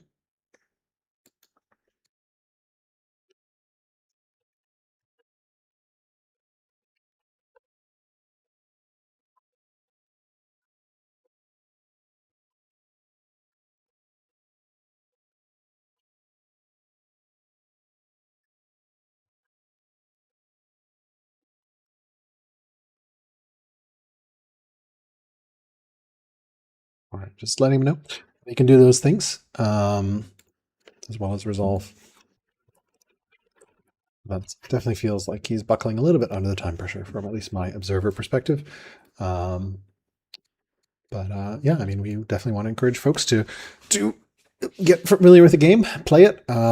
It's a big learning curve. But yeah, we'll see here. Swap back over to Mario. All right, tribal truce offer from the Danes. Do you approve the terms? The terms are we give you nothing. That is Danish negotiation for you. We give you nothing. In exchange, we have truce. That sounded more Russian, I guess. I can do any accent I want, just not the, or I can do any accent, but it's not the accent I want. All right, we're going to found Buddhism. We already have a religion in Zoro, but our head hates it. We also have another religion in Hinduism. So there's no party like another party with Buddhism. So this is, I think, one of the nice perks of Moria. You basically have a guaranteed religion for yourself, as well as Hinduism. So you can kind of ignore Zoro and Judaism. You don't need to play that game. Of course, you can grab them if you want to juggle religions. But yeah, I think I have one game where I have 5, 6 religions in my capital with Moria. It is a pain to keep all those religions happy. I think if the Buddhas are in the game, it's a monumental Buddhas. That's a good event, good wonder to really make that a lot easier. Can definitely enable the multi-religion play here. All right, he is ending up picking metaphysics, which, interesting choice. It does unlock founding Christianity now. Or no, it unlocks founding Manichaeism once there's Zoro and Christian cities. And Christian cities, of course, require Judaism. So we'll hopefully get some of these repairs on this, some events. Oh, he's got the invasion, but at least gets legitimacy out of it. But that is going to be really awkward to deal with. Unfortunately, doesn't have any other choice. So he's going to get a tribal invasion, which also a mercenary chariot. We got 5,000 money in the bank, so use that money. Also, we'd really love to see you just build a wonder. Oracle or even Ishtar. You've got so much money. So yeah. And the traders aren't even online. So where is this money coming from? The king and the queen. They had been the engine of money between the two of them. That's 128 out of our plus 147. So yeah, she's just She is really good. And we are double dipping from her. No, we did not make her a courtier, right? Because we took the science. Okay. Yes, if you have a courtier as a wife or husband, you double dip. You get benefits from them as a husband or wife, and as well as a courtier. If you're just tuning in, we're on turn 32 of this duel between JCT and brrak. JCT is piloting Moria, and brrak is piloting Babylon. The two players have not yet collided, but they are on their way to do so. There's just 3 more city sites to clear. 1, 2, 3, and then they're in the middle of the map and at each other's throats. We can look at some graphs while this resolves. Order-wise, unsurprisingly, Moria has a slight order advantage. Science-wise, slight science advantage opening up for Moria. Military score, both, I would say, are really being very, very eco-focused. They're not building a lot of military. Specialist workers, worker turns is always a great stat. 112 for JCT versus 52, so that's definitely a nice indicator of economy growth, despite JCT honestly having a lot more workers early. I think he kind of overbuilt workers a little bit and choked himself economy-wise, and JCT delayed building those workers until he had a couple more cities up, and he just got phalanx. Feeling on the wind, that's a disaster. So I think that's the fire disaster, maybe? You could marry the Danes, get peace of the Danes, become unpopular. What did he choose? He chose refuse to marry the Danes. Good, because we're probably going to go kill them. Could become intolerant, or just could divine, cruel, or insane. This is your random dude. Returns home. All right, he's going to return home. And then you can upgrade this dude. So love to see some of that exploration. Wanton, eloquent philosophy student. Curious what sort of philosophy that is. Got some healing, good vision here on Babylon, keeping track of where the Moria forces are. Some shrines coming up as well for this, and we decided not to found Buddhism, decided to get a scout, get some more vision. We don't have riders, so yeah, we only have 1 scout. Both sides only have 1 scout. And presumably going to go after these Thracians and found patrons there. And then, yeah, then we'll see how they collide in the middle. I don't know exactly how they got to peace with the Thracians. I don't think it was the... yeah, I'm not sure I got to the Thracians. Yeah, definitely some fast-paced stuff. Would love to see him enact centralization. He has in 1 turn, so yeah. Pretty good. Do not love this festival. No festival. Stop festivaling. PSA to players, do not festival. Unless you really, really need a citizen for some reason. I'm not sure what he would want a citizenship there for. A bunch of ambitions, none of which have been fulfilled. This 6 farms one was one of the earliest ones, so would really love to see him just spam out those farms. Finish that ambition. 2 courtiers, basically impossible to do, just because you have no way of doing it unless you're a judge. And then 4 stonecutter specialists, also a really challenging ambition to do. Not impossible, but you need a quarry in all those cities, and then you need a free citizen, and you need the production queue to build the stonecutter. So that's 106 civics. Great, he bought this chariot, and I presume we're going to go after the Danes once we, of course, get our economy a little bit in shape here. Metaphysics as well. Not a terrible cycle tech. Let's you get archives, which can be great, especially since we didn't have sages, but we don't have a scholar.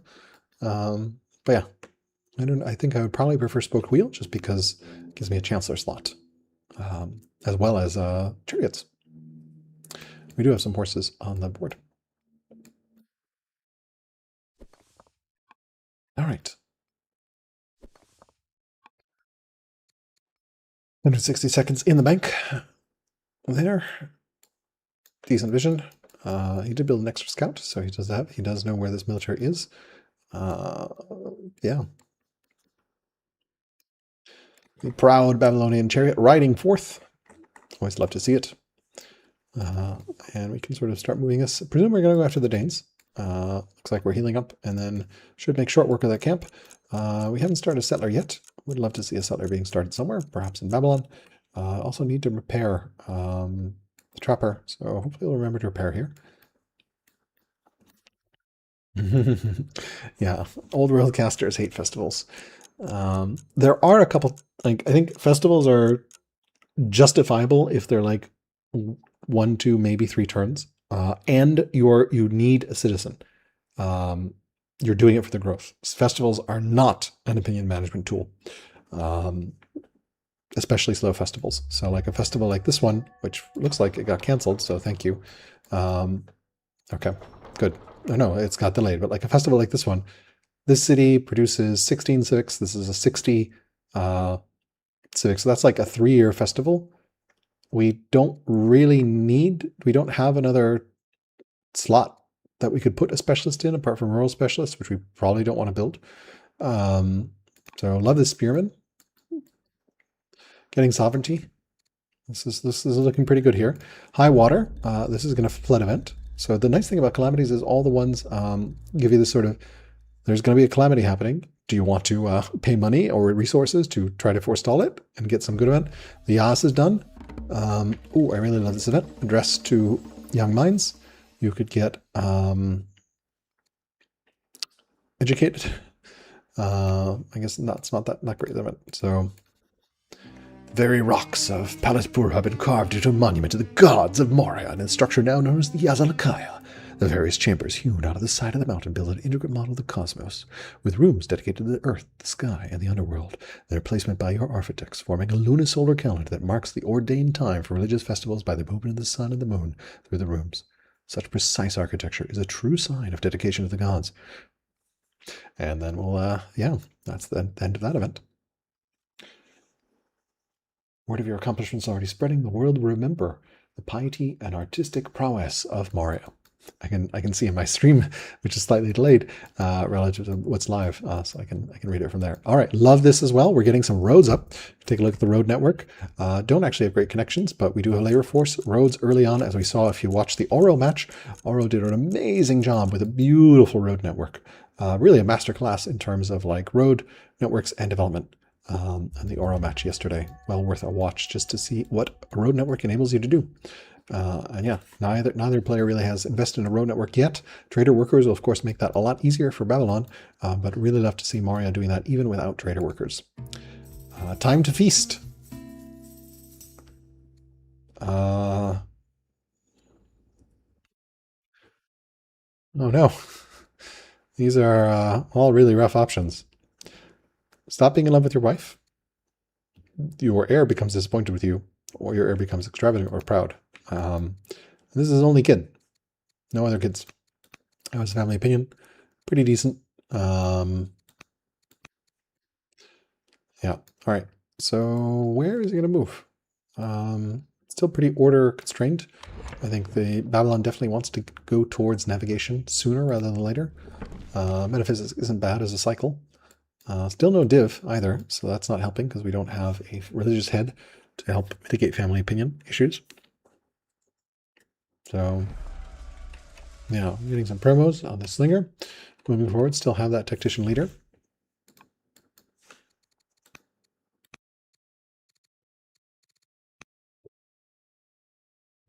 No state religion yet either.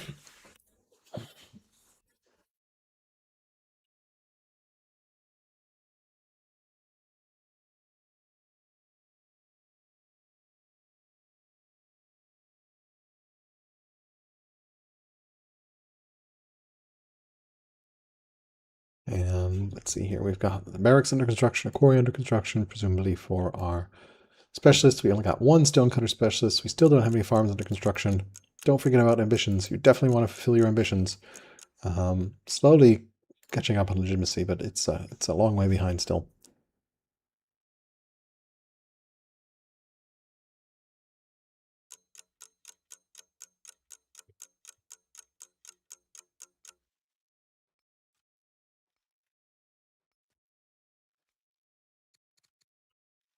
Alt-E, I think, is default for extending the timer.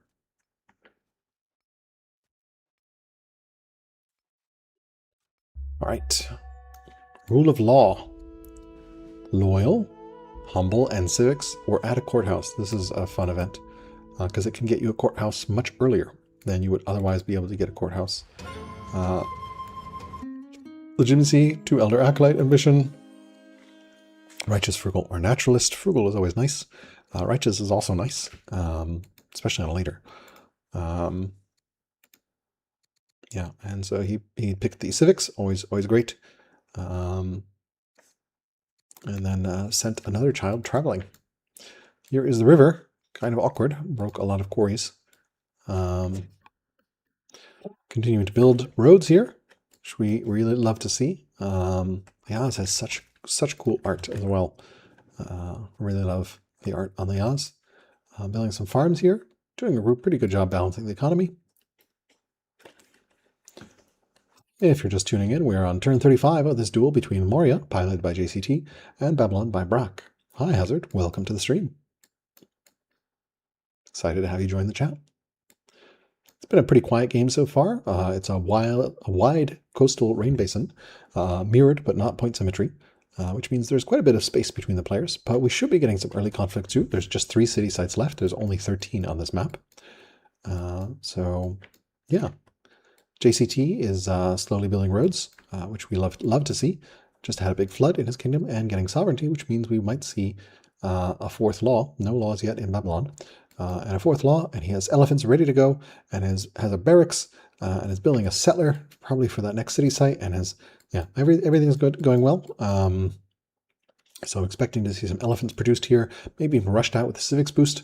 So that should be really exciting to see, because I don't know if you've played with Moria, but you have for sure, Hazard. I think you've been talking about how great Moria is. The assault elephant is a tanky unit because it is assault and it just obliterates cities. Urban tiles, you can think of it, I guess the easiest way to think about it is imagine you had the Assyrian ram, and instead of like being a fragile siege unit, it was a tanky elephant that could panic things, but still like could assault cities and urban tiles and took less damage from range. So, all right, the Thracian invasion has started as well, which is helping with that legitimacy. So he's going to have to deal with the Thracians on the front here. And really conveniently for Moria, that means all these Thracian units are going to move off. Moria is still at peace, but is also showing as much weaker. So I am so excited to see all these new players. It is great to see so many people joining and experiencing Old World in the tournament. It is honestly mind-blowing to see that we have 63 people in the tournament. Yeah, super exciting. Great to see. Yeah, just really love to see it.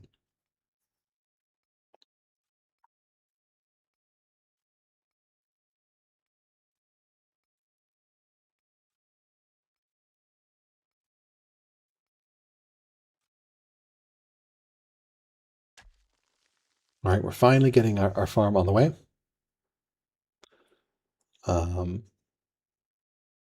which is really nice to see. Getting an apprentice officer from science. Moria is also skipping a little bit ahead in science, 53 to 33. So that this gap is opening up pretty broadly now. It's been slightly ahead all game, partly because of scheme reverse tactician, but now really starting to see the difference in investment. And I think the big stat to keep an eye on here is worker turns, 126 to 57. So almost double the improvement count. Moria's economy is definitely becoming quite a bit stronger. Babylon's definitely not out of it yet. They have this pretty good artisan seat. They've got hunters. Both sides actually have hunters. Moria also has that incredible flexibility. They can do whatever the map needs because they have 6 families to choose from. And we still have a tactician leader with a tactician heir. I think we had a judge as well, but she died if I remember right. So we might be seeing our first inheritance here coming up soon. No one's doomed yet, but families okay on the Babylon side. We had some early issues with the Chaldeans, but that's since sorted itself out. And do we have a settler being started anywhere? We do not. So even if we clear this site or this site, we don't have a settler ready, which might be disturbing. Yeah, so 3 units only for Moria. Love this road network. I presume we're going to go clear that Thracian site in the northwest. We can upgrade our son, Cunning, Prosperous, or Carpenter. Probably, yeah, I don't know. Cunning having orders on estates is kind of nice as well. The son is not this is the heir, so honestly, probably would go Cunning. Cunning is really nice to have on a leader. Just smooths out family and reduces opinion quite a bit. So we'll see what he picks there. yeah, has this problem with the Zoro opinion. Not great right now. And then we're building roads. And yeah, need to get some repairs in here, which we're doing right now. Great. And then, yeah, just really, really nice development for Moria. Upgrading to spears, which no horse tribes, so not that valuable, but will deal damage to that chariot should the two meet here soon. They have declared war at some point there, so they're getting the extra order. Yeah.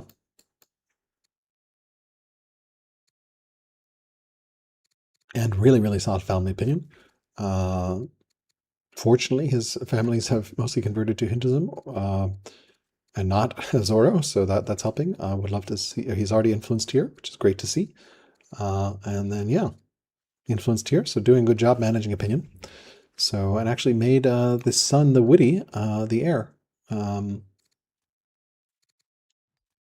Made heir, but I don't see a bypass. So, some event I probably missed. Apologies. It is really tough to track all these events while casting. But some good military production here. We've got 2 racks with a double apprentice officer and acolyte. The capital has an apprentice acolyte finishing garrison here, which hopefully will potentially be upgraded with a judge if we see an inheritance event. Once we get 4 laws, we have the civics ready for that 4th law, and then civics boost will probably in the cards as well. He does have citizenship marked. I don't remember if we took the courthouse. It doesn't look like we did. So I don't remember what that event resolved as. Back over on the Babylon side, Babylon does see these military unit moving, so he's got pretty good vision as well of what's going on. Does kind of have some awkward ambitions. 6 farms he took very early, still hasn't resolved, but he is building his 4th farm now, and hopefully we'll see the 5th and 6th farm to finish that ambition, ideally before this leader becomes doomed. The leader is already ill. 2 courtiers, just pretty much impossible. It looks like his wife just died as well. So rip, she was definitely part of the economy. She was in love with him madly for the entire game, so it was plus 64.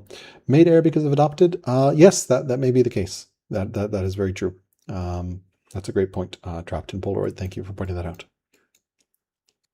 And then Stonecutter Specialist is just a really awkward ambition because it requires you to spend 160 civics and also clutter production queues for several turns. Young and in love, you could piss off the Chaldeans. Unfortunately, now the hunters no longer are in love with us because some dude who's already estranged from us has become that. Or you could have this dude become even more upset with you. So I probably want to take the Chaldean one because you need to, yeah, I don't know. No good choices there. Pretty awkward.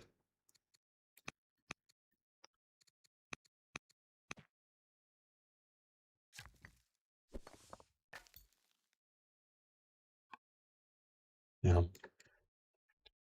Might be a little bit of time pressure as well for brrak.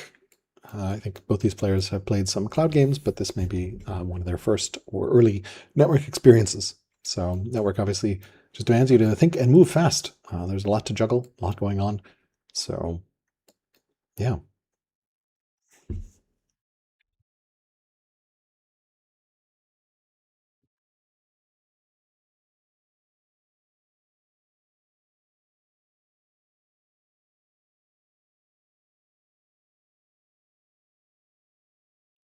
All right. Curious to see which way Babylon goes. He's currently being trebly invaded by the Thracians. So he could reach for this central site and try to occupy it, and then back clear to the Danes, or he could go to the Danes and then try to clear the central site. So it'll definitely be interesting to see what their choices are on this map. He is stronger than Moriam, but not by much. And yes, this guy was adopted, so that's where the made heir is coming from. A note should be called Scion Flats. Yes, absolutely. Scion would appreciate this. In fact, I am going to go send a screenshot to this to Scion just so that he is casting another game, so unable to watch this. Should be called Scion Flats. Nice little shout out for you from JCT. Love it when players put notes for casters to read. Yes, that is some great arid coring, really beautiful. And it's sustaining his wood stone economy. Although we'd love to see some of these tiles be quarried as well. Yeah. Might also want to build a road here so you don't have to go riverwise around. We're getting some more upgrades. I presume we're going to go kill the Thracians. Conveniently, the Thracians are invading the Babylonians, so this is going to be a very easy camp to clear. So that is one of the downsides of the tribal invasion event. All the units come to your side, and your opponent has a really easy job clearing.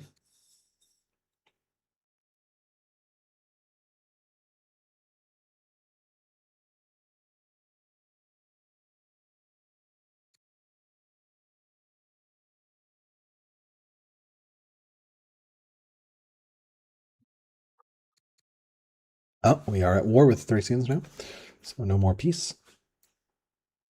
Life is short was the event, and again, apologies for missing the event. But 6 legitimacy, we're declaring war on them. And then we have double judge here, although this child hates us. This child loves us despite being a judge. So judge, I really love schemer into judge. It's probably my favorite schemer into judge into zealot potentially. Something like that is probably my favorite combo. Just feels so good because you have a civics pump when you need civics, and you can instantly upgrade stuff when you get 4 and 7 laws. And then you can do stupid tricks by putting specialists, then upgrading the building, and the specialist also upgrades. All right. Really not sure what's going on with this tech path. I feel like he keeps unselecting a tech and changing his mind. Because he's put, we take a look here, he's put, we can't actually see. Interesting. He has like 70, 80, he's got like 200 science put into metaphysics without ever finishing the tech. So not really sure what's going on there. All right, we do have this chariot going out and killing some more of these Thracians. And looks like we're going to kill there. Nice little force of 3 units. Do we have any other? We have one more slinger back here, but again, unfortunately, super order constrained. Starting to road. Love to see that as well with the trader worker. And then we also have a warrior somewhere. Where's our warrior? Warrior back here. So yeah, it's just going to be tough to get stuff to the front, but this road will help out with that. It looks like we have a Danish raid also on Babylon. So Babylon definitely getting attacked by the Thracian invasion and the Danish raid. I'm going to make it really easy for Moria to clear that and settle that site. And then we'll see who gets the central site. And presumably Babylon will clear this, but we'll see. I can definitely see a world where Moria feels like it's going to easily lock this one down. Potentially we'll be able to lock this one down if the Thracians all move over. And they may even be able to threaten this one. But 7 versus 6 is always an interesting... yeah. Yeah, the Hun invasion in that early game on day 1 was really great. Orion definitely made a memorable stand. And also hats off to Nick Knight for having the wherewithal and the insight to say, you know what, I'm just going to follow these Huns in and kind of keep peace at all costs, and we're just going to go right behind them. So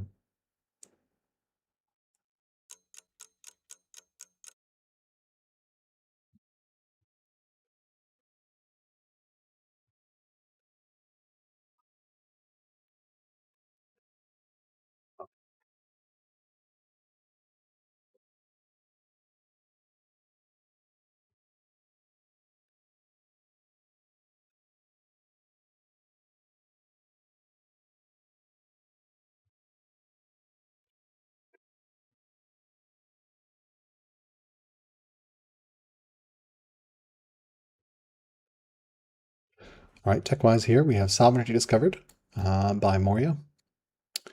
Citizenship border boost. This is pretty juicy border boost. I think I would grab the border boost personally. Always a fan of border boost, although it doesn't grab. It does this potentially grabs you some gold in that patron city. Yeah,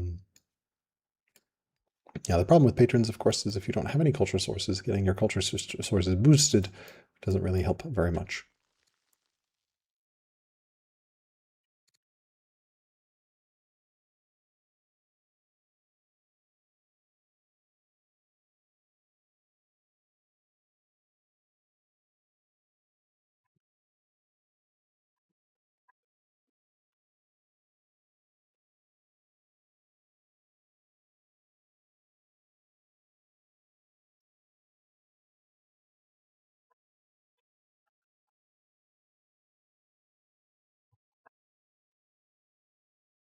Let's take a look here. Continuing to move forward. Great roading. Really, really love to see this roading. It's going for that border boost. Also great to see.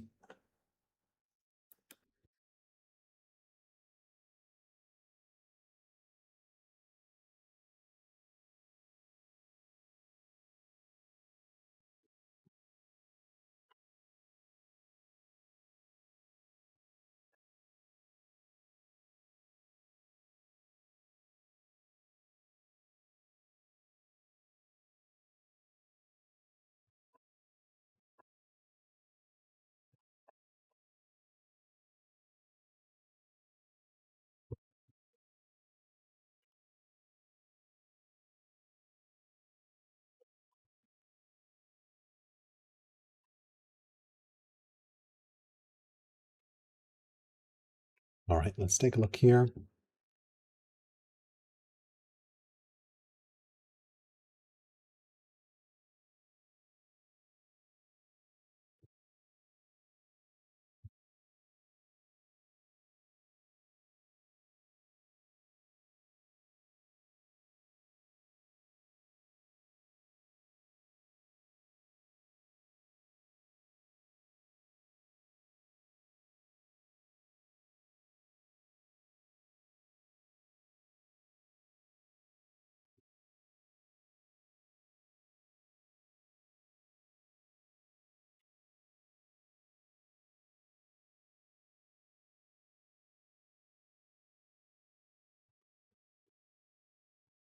And yeah, back over to Babylon.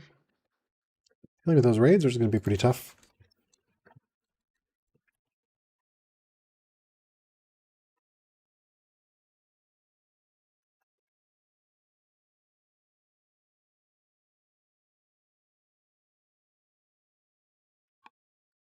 Hello, hello. Yeah, great to have you on the stream, Need Attack. Moria, I think one of the nice things Moria has is they just have so much family flexibility. So we see patrons, sages, and hunters reading the map and just aligning with what is on the map.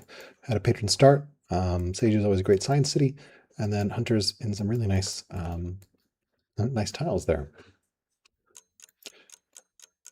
Yeah, Babylon really falling behind in science. Just 27 science to Moria's 55, so that gap is really opening pretty wide at this point. And we see it's beginning to be about a 300 science gap. So Moria is also on pace for four laws. In fact, has 4 laws here. Despite showing weaker, they are learned. So Babylon may not realize how much trouble they are in right now.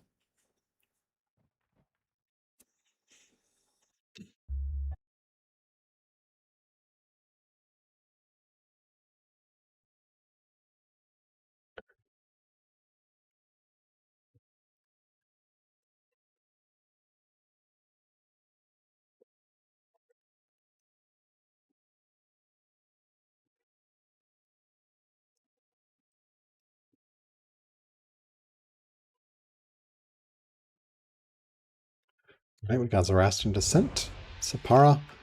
Do we have a governor there? We do, so that's relatively... We're festivaling again. Why are we festivaling? We are building a stronghold here. We are building a barracks and a stronghold here, so we're going to have elephants in 4 years. 6 strength assault elephants. We're also going towards this eerily empty Thracian camp. Where are all the Thracians? They're over here raiding Babylon, along with the Danes, who are like, let's get in on the party. So this is really, really convenient for Moria. They're just going to be able to do this, and they do have a settler somewhere. No, settler in 2 years. So yeah, really, really liking the play here for Moria. Really nice, steady eco development. Both players, I think, a little bit slow on the initial expansion, but then they found their footing. Yeah. So family opinion, really good in Moria, not so great in Babylon. We have issues with the hunters. Hopefully we will not have rebels with the hunters. Just looks like, oh, we pissed this guy off, didn't we? So we also estranged him and disappointed him. I think the only upside here is he's severely ill, which means we might have a new hunter leader. Hopefully someone who is not severely, who does not hate our guts. As long as it's not this guy who's already imprisoned, so she can't be family head. Should be good. So I actually don't know how family heads are chosen. I think that's another thing I wish I understood better. I guess let me just scribble down questions for myself to figure out how family heads chosen. And I think the other question was, when does a camp tick down unit spawn, and when not? So those are questions. Look into the source code to try to understand.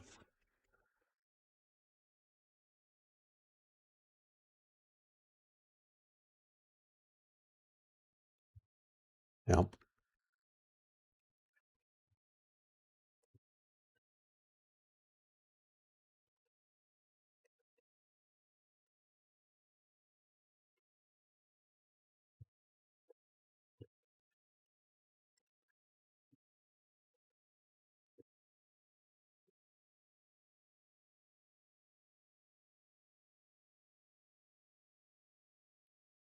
But yeah, Babylon's got their forces in the right spot, building some roads, pulling out that worker, but really do need to fix this family opinion with the hunters. And still 5 farms. I really want to finish that ambition. Swift is also helping for the mobility, but also chewing up orders.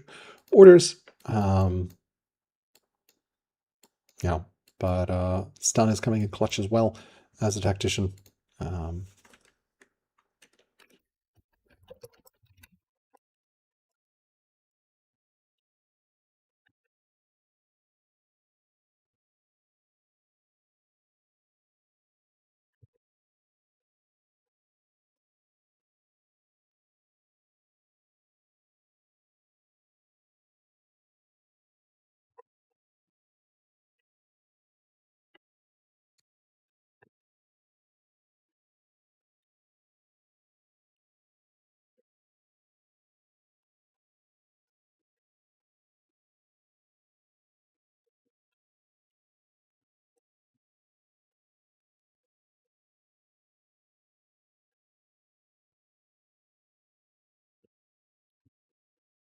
All right, let's all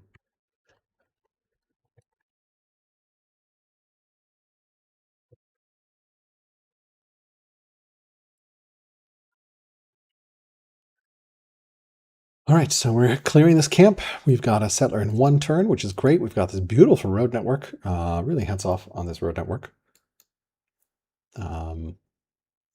Yeah, just this is what you want to see. You want to just build a little line straight across the map, nice and efficient. Yeah, and just doing a really nice job. Getting a garrison. Pretty awkward terrain, honestly. Yeah, do not love the festivals. People love festivals for some reason.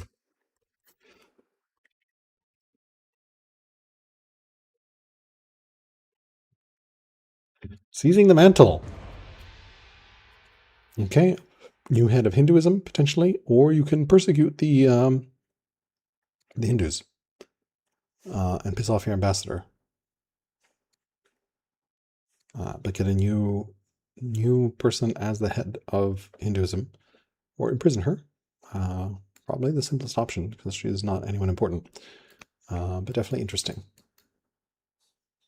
If you got any questions about the game or want to see any stats, or there's anything you'd like me to focus on, please do let me know. Really love this apprentice officer development. Just really good development here. 3 years, 2 elephants. Citizenship on the way. We do have that civics boost floating around in there. We're also going to be getting to strong in 3 years, so we're going to get the card as well. So hopefully that won't line up with civics boost. But we could actually see a pretty big power spike here from Moria.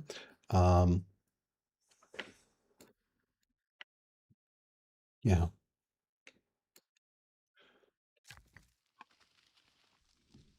Yeah, I mean, honestly, like in general, festival, the rule is if you don't have 2 workers in a city, build a worker. If you do, and it's a trader city and you don't have trader cities for roading, build another worker. If you don't, then you can build a military unit.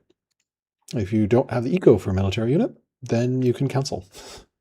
Or if you're like really short on civics, or yeah, treasury and forum are very rarely, only in special circumstances. If you're stacking into trader cap or capital, maybe. Yeah. All right, let's see what Babylon does here. Would really love to see him start another farm. It's very important to close out these ambitions, especially before your leader gets doomed, because that's going to be 10 legit there. 2 courtier, pretty much screwed there. 5 stonecutter specialist, that is just a trap ambition. Definitely want to avoid. Definitely want to avoid that. So, all right, so we're going to clear these Thracians. I did get another unit spawn there. That'll pop out there for Moria. Do have an option here for law. Slavery. He's got so much money.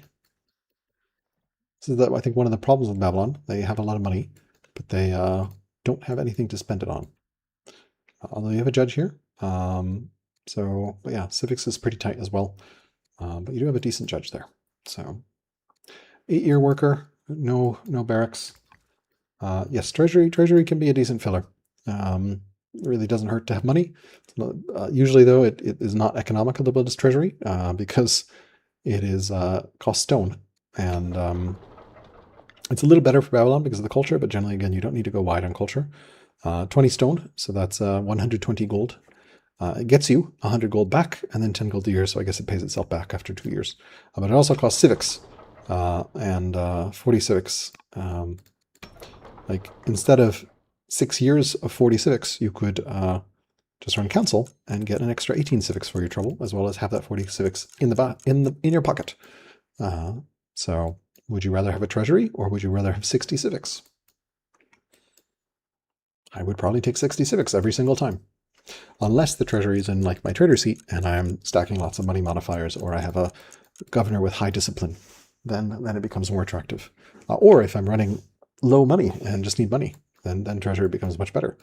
Because you can definitely run out of money. And that's really awkward. I think we've seen that in some games. All right, Babylon continuing clear, mostly has dealt with the invasions, although these are still technically units that are invasions.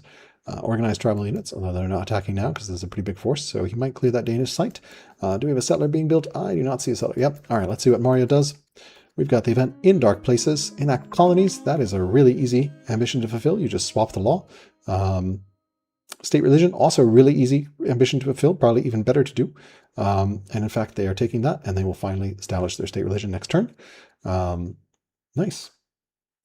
Yes, council is good as a filler. You can actually spam multiple councils. There is no shame in council. Although generally, like, I only really run council if I cannot afford a military unit. It is just better to build a damn military unit than it is to council. You really can never have too many military units. I will tell you, every single game I have lost because I did not have enough military units. It's a constant theme. I don't have enough military units. My opponent has more military units. So, hey, Scion, welcome to the stream. Excited to have you join the chat. If you're just joining, to catch you up, we are on turn 41 of this fascinating duel on a wide coastal rain basin against Moria, piloted by JCT, and Babylon, piloted by brrak. Moria opted for patrons, sages, and hunters, which is definitely an unusual combination. They got really lucky and got labor force off their sages draw. They started with the schemer and are still on their starting leader. Babylon started with the tactician and is also on their starting leader, and they opted for hunters, artisans, traders. So opting no sage Babylon. They're currently dealing with a tribal invasion from the Thracians and are looking towards clearing this Danish site. They've got a lot of ambitions they have not quite finished and don't have any laws yet. Moria just hit 4 laws and is very close to finishing this stronghold, so I'm expecting they are going to potentially, once they get the civic boost, rush out some elephants or just hard build some elephants, and we're going to see some assault elephants in play. And yes, Maria's got a really happy family. That Hinduism has spread everywhere. Everyone's really happy. The Zorohead hates them. I do wonder whether they're actually going to establish state religion and make Hinduism the state religion, which honestly wouldn't be a bad idea. Because citizenship is going to unlock divine rule, and then you can make Hinduism your state religion. You haven't enacted Zoro, so your Zoro hates you. Hinduism is actually more cities, and then when you go poly, you can get Hinduism every city. So, yeah, these are central inland traders. All these salts, if they ever get improved, so far the trader worker has been busy building roads. Oh no, we do have some hunter rebels, because unfortunately the head of the hunters is our son, who hates our guts because he is estranged and disappointed with us and angry, and he's extravagant, and it's just he's also our only heir, so really awkward. Yeah, well, looks like we have a new marriage option here, which potentially can help with the Hunter family, so that will slightly help. We haven't influenced him, so we'd love to see it. We're sitting on a giant pile of money. Moria does not have a giant pile of money. Babylon definitely does. Yeah, and yes, assault elephants. I think I was originally trying to use them as if they were route characters and they're route units, and they are not. They are very different than the Carthage unit. They are basically siege towers that can move much faster and also panic things. In fact, I would argue they are pretty much strictly superior to siege towers in every way, except for they're very vulnerable to spears. So your opponent will build spears on you. So they're not as good there, but they are much easier to use because you can actually move the damn things. So yes, awkward rebel here in Babylon. This is the second rebel. We had an early artisan rebel. Rebels, of course, early on slow things down. He did finally pick slavery, so that is going to boost his economy a little bit. We have our first law, which of course will help. Babylon, I think, in this game has also been having some serious order issues. We don't have navigation yet. We're kind of stalling out research-wise. We, for some reason, put in 207 science into metaphysics, but didn't quite finish metaphysics. And now that we have a law, we can start garrisons. So we'd love to see 1, 2, 3, 4, 5 garrisons, which will get us an extra 2.5 orders, which will help a little bit. And then ideally we go straight for navigation. But we are going for steel, which I think is the right read.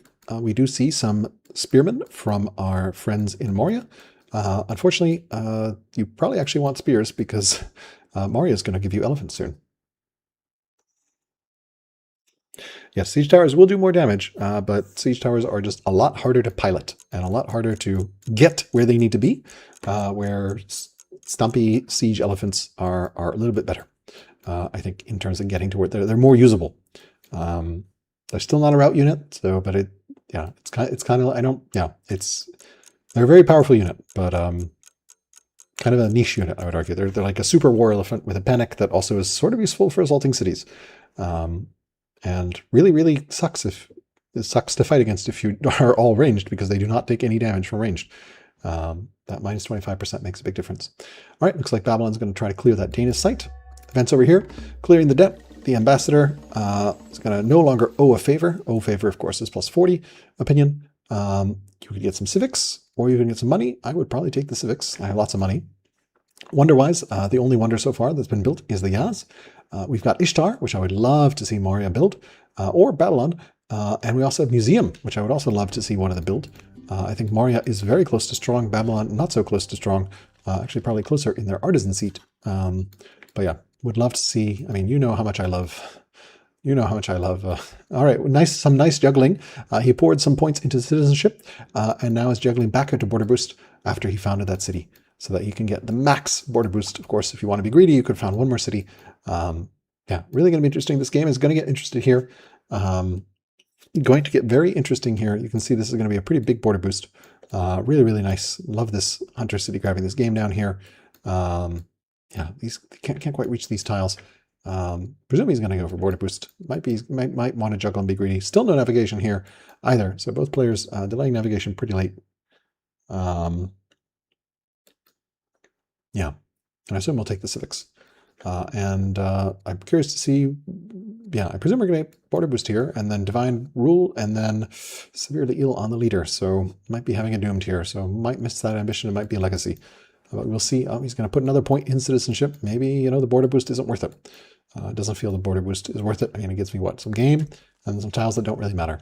I personally always love border boosts just because I feel like more tiles is prettier on the map. And looking good is half the battle. So, yeah.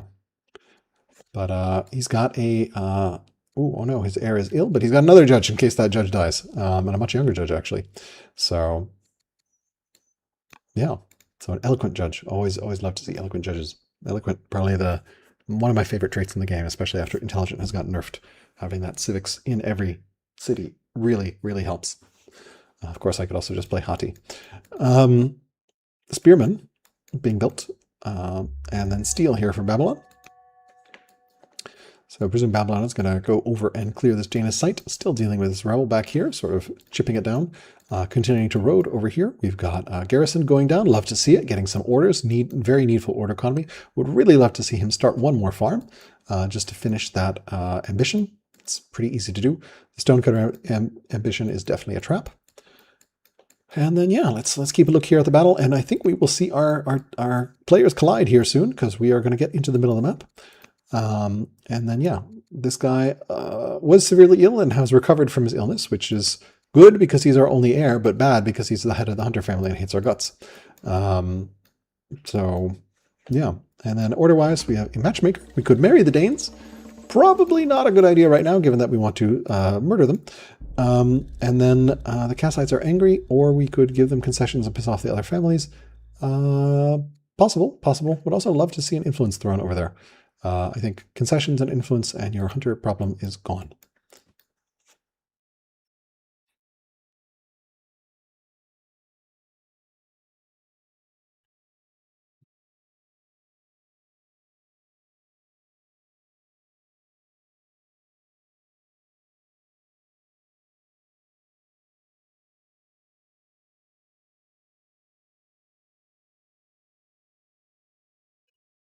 And yeah, Babylon definitely feeling the order pinch. Both players, no serfdom yet, so definitely makes it a little bit harder.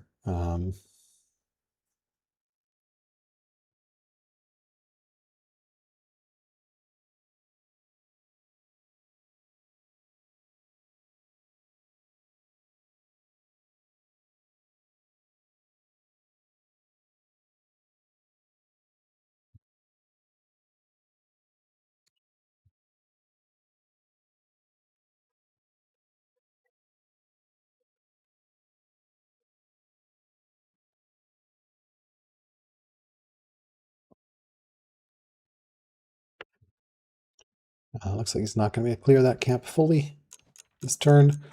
I don't know that he knows that you want to focus the camp to remove unit spawning. And unfortunately, this is really awkward. It's going to upgrade in 2 years. I really wish that didn't overlay behind the health bar. It's going to upgrade in 2 years, which means this unit is actually going to get replaced, and a stronger unit, a 5-strength unit, is going to show up in its place. Yeah. Watching turn 50 here, turn 42. Both players just sitting on piles of money. Moria's pulled up to similar. Moria does not have vision of Babylon's army, does not know where Babylon's army is right now. I'd love to see that scout move up. He does have another scout over here, back home in Babylon, seeing Babylon dealing with rebels. Switch to border boost. Okay, he's remembering to switch to border boost. So presumably he's going to juggle here. Or maybe he's choosing not to. Masquerade, we do have strong, so maybe we will see a wonder being built. Let's see here. Museum. 6,000 gold. Well, we can't quite afford that. Could go on a shopping spree. But yeah.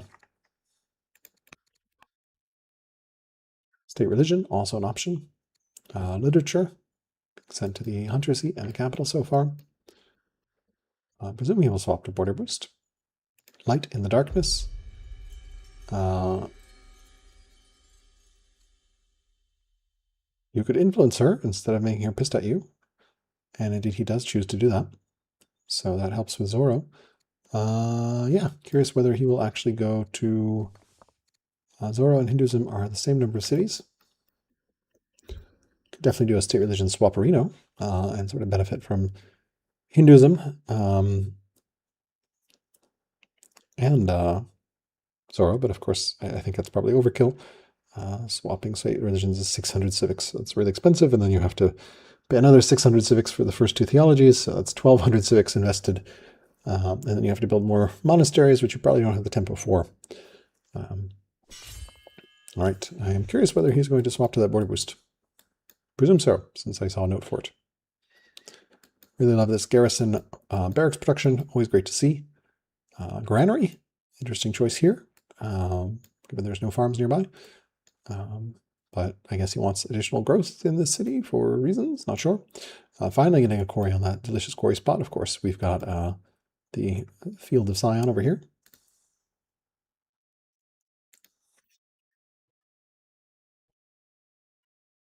Um,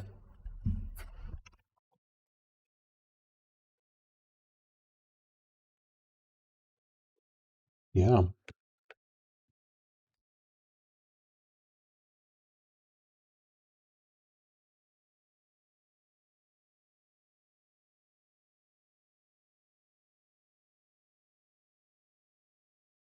Let's take a look here. So Moria does not know where, I'm just going to swap over to Moria Vision. Moria does not know where Babylon's archers, where's Babylon's army is.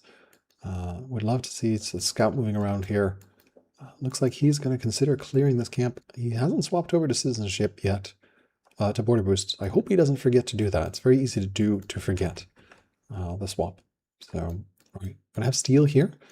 We have one warrior that can get upgraded once it gets healed. Do have a settler being built. We are slowly killing this slinger. We have still not started that farm for that last ambition. Our leader did recover, which was good.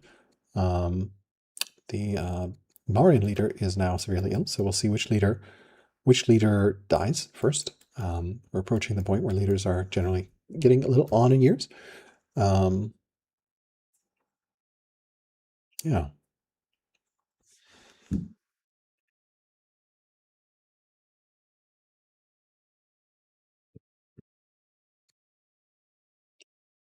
All right, so yeah. Worker damaged by a rebel slinger back here, and then close. Got vision on the cap.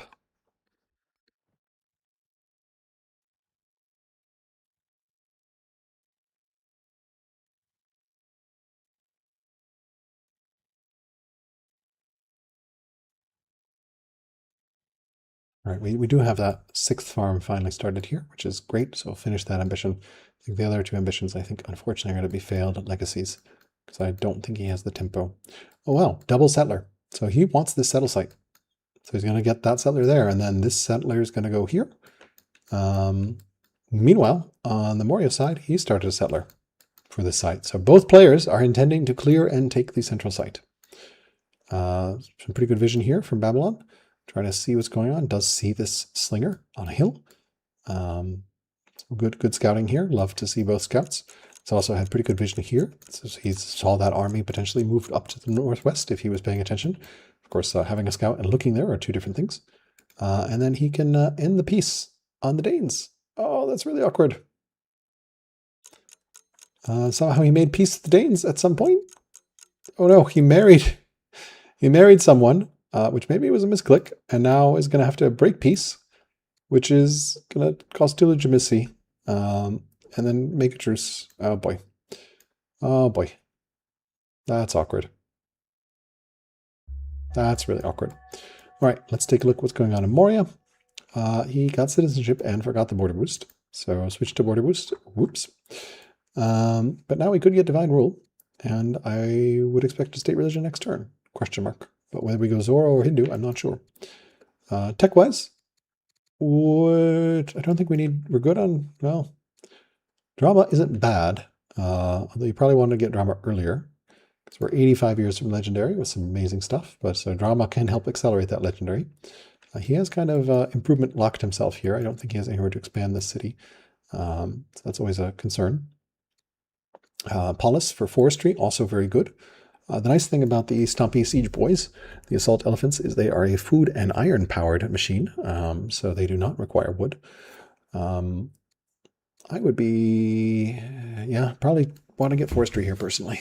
So, although monasticism is always tempting, especially with divine rule. But we'll see what he picks tech-wise. So yeah, would love to see this Mourian scout move somewhere, either west or north. You don't know where your opponent is. It's going to be really, really awkward to just walk blindly into the field and go clear a city site. You do have a settler under construction, so that will help. But yeah, this could get very scary very quickly if Babylon sees it. And conveniently, there's a Babylon scout right there. So Babylon definitely sees some of this. Unfortunately for Babylon, Babylon's hands are currently filled with Danes. But they hopefully will be able to settle, heal up, and might be able to contest. Unfortunately, they're also at war with the Thracians, so They won't have the situation of being able to attack while the opponent won't be able to attack while the opponent is they will not be in the situation where they're at peace with the Thracians and the Thracians are at war with their opponent, which is always the best time to fight, right? I'm going to fight by these tribes. They're not attacking me, but they're attacking you. So we'll see. That is actually a really scary Thracian camp. That is a 5 strength unit, a Peltast. Fortunately, thank God, not on a hill. I have nightmares of Thracian camps on hills, because when it upgrades to a Peltast, it gets really scary because Peltast starts with Highlander, so that becomes a much stronger, something of 6 strength unit, effectively at 5 strength.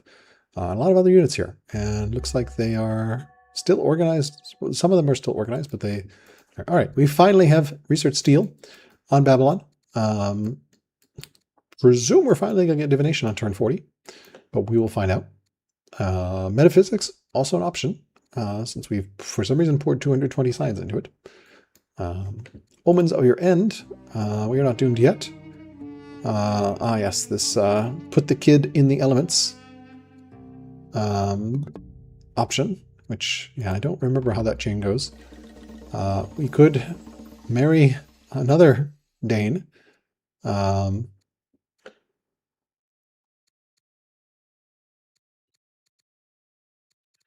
Retruced. Court Soldier or a Spearman. You probably want to take the Court Soldier given that 2 courtier ambition. Courtiers are always good. Oh no, autonomy.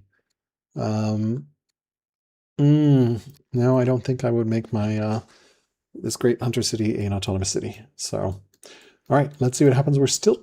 We were peaced with the Danes again. How is this? What's going on here?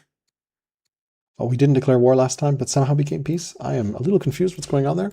He does have vision here. Yeah, I don't know. Definitely an interesting situation right now.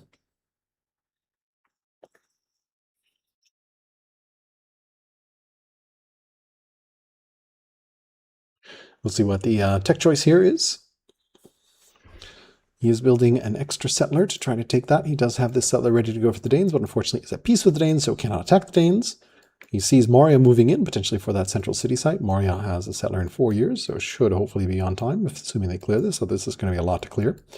I'm not sure I would be building a settler out of the cap when I just finished my stronghold and can build elephants. But we'll see. We'll see. Maybe they want to rush it out. I think that might be Moria's best growth city or second best growth city, although I think, forgot to clear that descent in that city as well. All right, he is moving back south here. I guess he's going to keep the peace with the Danes and just not settle that city site, and he's going to contest this city site. Well, this is going to get really interesting.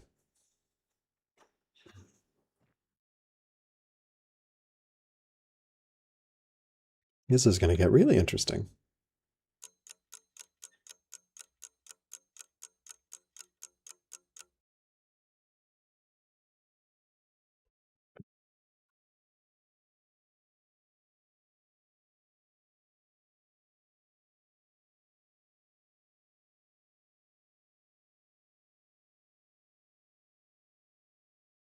All right, let's see what Moria does. Moria has lost their leader. They did not quite finish that establishing state religion. Curious which religion they would have established. I missed the doomed. Sorry on that. You could make peace or truce with Thracians. It's 600 civics to adopt a pagan religion as a state religion? I didn't realize it was 600. Oh, so wait, what? Oh no, we've already adopted. That is a weird event. So he adopted paganism. He adopted Hinduism as the state religion, as I expected. The divine rule, just 1 turn too late. He now has a judge, which is amazing because now he can pump civics pretty easily. And yeah, would love to see him assign himself. He's no civics, so can't do that. His family opinion remains really good with Hinduism. Like, look at this. This is just amazing. This is really good for Moria. And we're going in. We're going in for it. We are going to take out the Thracian camp. We have a settler in 4 years. Getting polis. We don't have navigation. We have machinery targeted as well, which is always a good choice against Babylon, because what are you going to do against Cimmerian archers if you don't have ballistas? He's got a good road network to get those ballistas up into battle. And yeah, he's moving in and taking out this camp. Gonna be kind of painful, but yeah.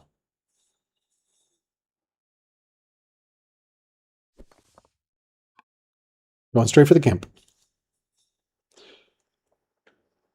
Unfortunately for him, his opponent has a tactician, so this could get really ugly really fast. The spear is going to help dissuade the chariot from partying here. I'm really confused by the peace with the Danes, honestly. I thought he was going to clear that camp, and then he married into the Danes and is made peace with them, and has a settler ready to go. So I'm a little confused what's going on in Babylon. But yeah, maybe the Danish girl was just like so attractive. He's like, I guess I will make peace. So let's see. This guy is not doomed, but is cursed, unfortunately. Ill. Yeah.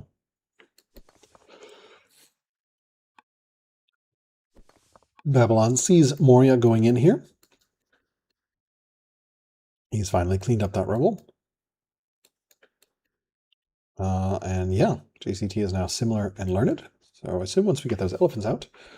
Interestingly, he's going for training boost, despite having 1,500 training in the bank. So a little confused there. Not sure. Maybe he's using training as orders. I don't know. So the Babylonian leader wins the I will outlive you race. Does a peace with these Danes. Feel like probably want to clear that site. This feels a little risky here because this guy, he doesn't know about this. He does not know about the spearmen. Does not quite have vision of it.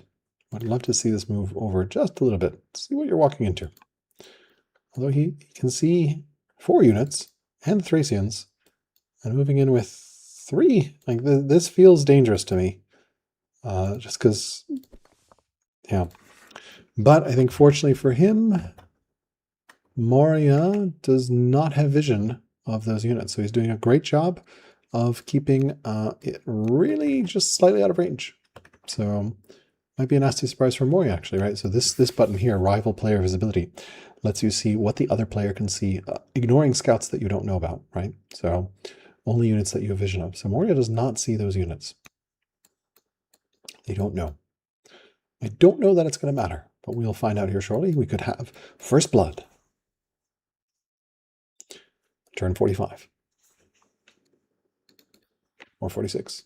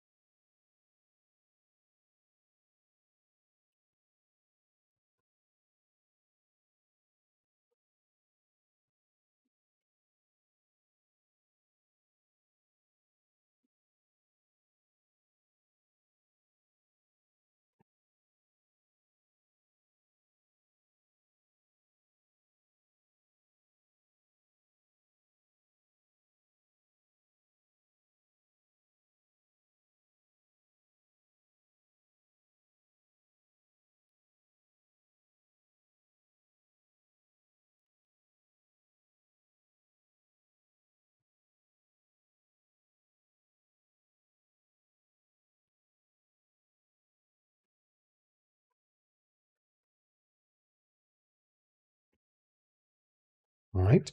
Maria has cleared that city site.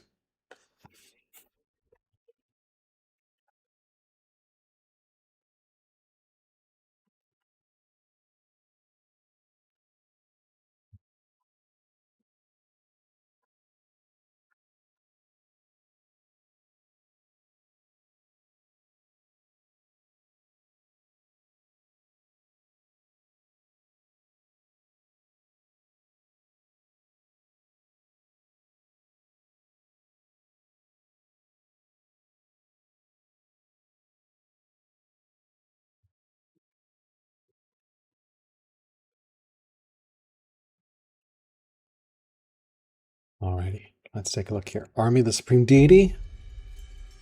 Okay, under his spell. Marriage will go ahead. Summer Solstice. 6 connected cities. That seems pretty easy given that you have 6 cities and you're roading. Probably the best option.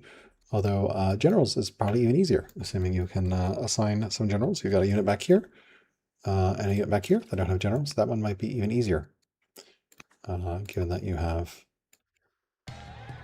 yeah.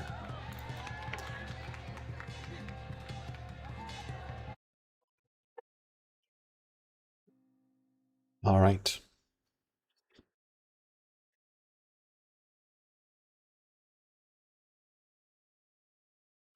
So the Thracians are mostly cleared out. Moria still does not know about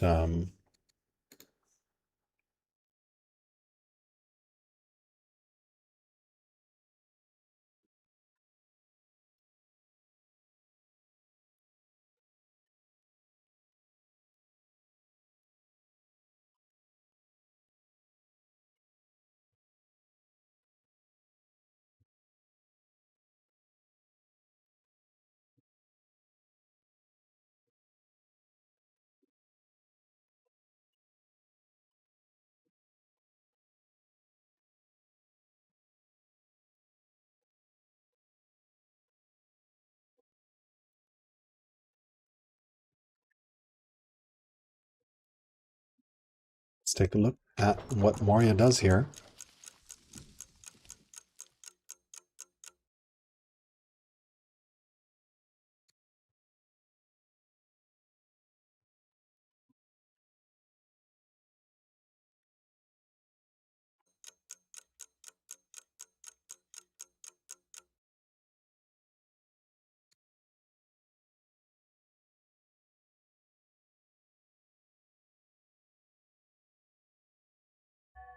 All right, so pretty good vision here. Autonomous Liberty. Oh, he did take Autonomous, which is helping a little bit in the science, right? Because that is giving him actually a lot of science, 5 science for there. Yeah, and he can definitely keep that Autonomous. I might just disappoint in Zenobia, especially since she's now a diplomat and no longer a neutral judge. But yeah, let's see what happens here. This may be the first blood of the game. Definitely, definitely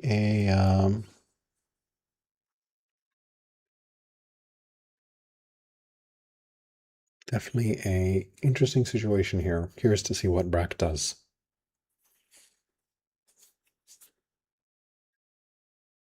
Still has issues with the hunters. Not doomed, but is cursed.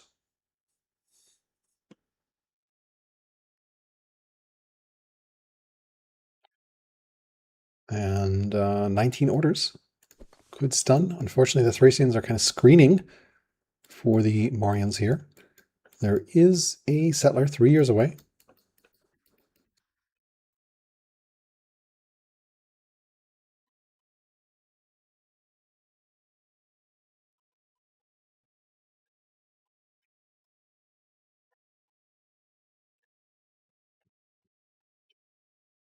Uh,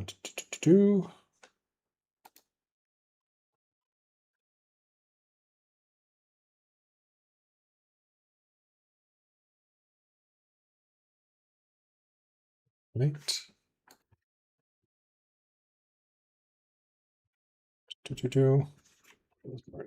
Doesn't look like it's working. So,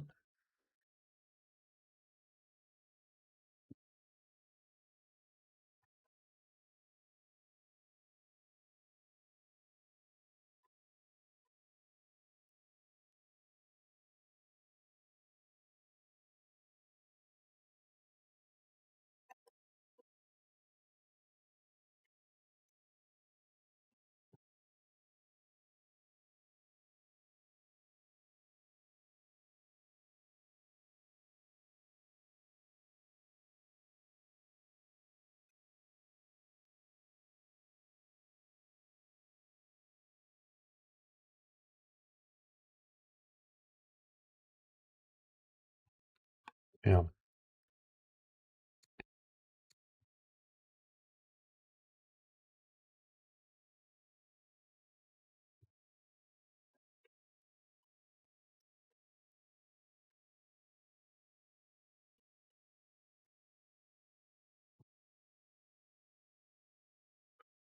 Okay, 13 orders has not really done anything apart from upgrade some promotions. Lots of upgrades, actually. But yeah, that feels a little risky to attack into that. We'll find out what's about to happen here. Yes, the skirmish for the center. The worst part is Moria has no idea that these troops are here. He just researched Polis. Oh no, he can become unpopular or stressed. Take your pick. I don't know which one is worse.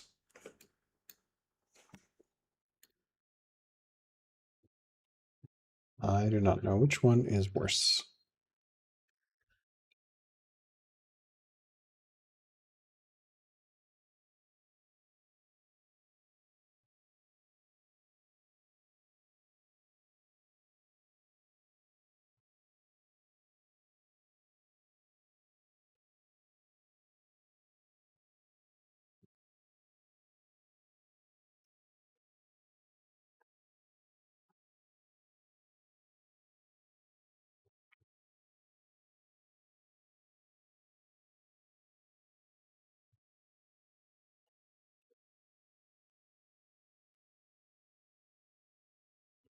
Moria still doesn't have vision.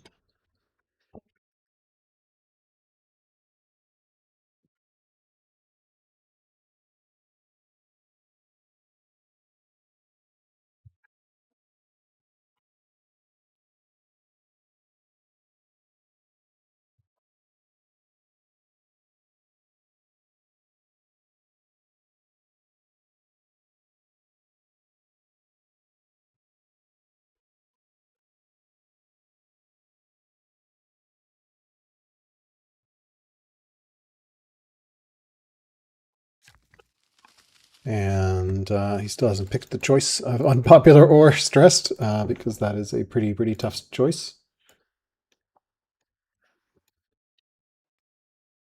Settler here in a bit. Courthouse. In the okay, that makes sense in Sages, I guess. Still no elephants, despite having 4 laws, which really hurts a little bit. I feel like, I don't know, maybe it's just me, but as soon as I get the ability to build my unique unit, I want to be able to build my unique unit. They're just so powerful early, especially the 6 strength ones. I feel like the 6 strength ones are strong, especially ranged units are super strong at 6 because there's no 6 strength range unit apart from an onager, which is kind of a weird unit because it requires unlimbering. But then the horse ones, I think the route ones are good because they the 8 strength version is nice because there's no 8 strength horse. There's just 6 strength and the cataphract at 10, which is really deep tech-wise. All right, what is Babylon going to do here? They could get rebels, or they could swap to freedom, or they could also have some 2 slavery events at once. Gonna keep an idea. All right. So he's pulling his forces back, which is interesting. I'm gonna hold this city. Really awkward that he hasn't been able to settle that 6th city for himself. So it looks like Moria is going to control this center here, uncontested. It's going to clean up the Thracians and presumably settle soon once this goes out. And we also have a courthouse being built. Courthouse is oh, that's why he's doing courthouse. Doing courthouse around the shrine, maybe? No, he doesn't have polytheism. This shrine gives boosts, but yeah, not sure. Courthouse is a scaling on civics, so not really good unless you already have a lot of civics. So it can be good, but you need good base civics. Ill, so we might have Doomed here soon. Still having issues with the hunters, but still going to get this trading boost, so we might have a super highly promoted stuff.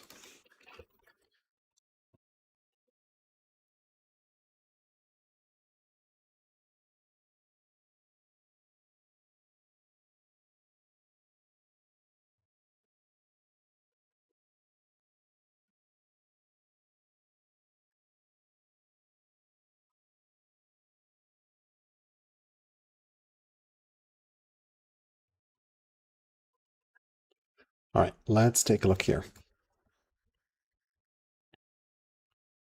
We are about to contest here. Moria and Babylon. Babylon's kind of pulled stuff back. They finally did finish that farm, so they got that ambition. It's great. Tons of money over in Babylon.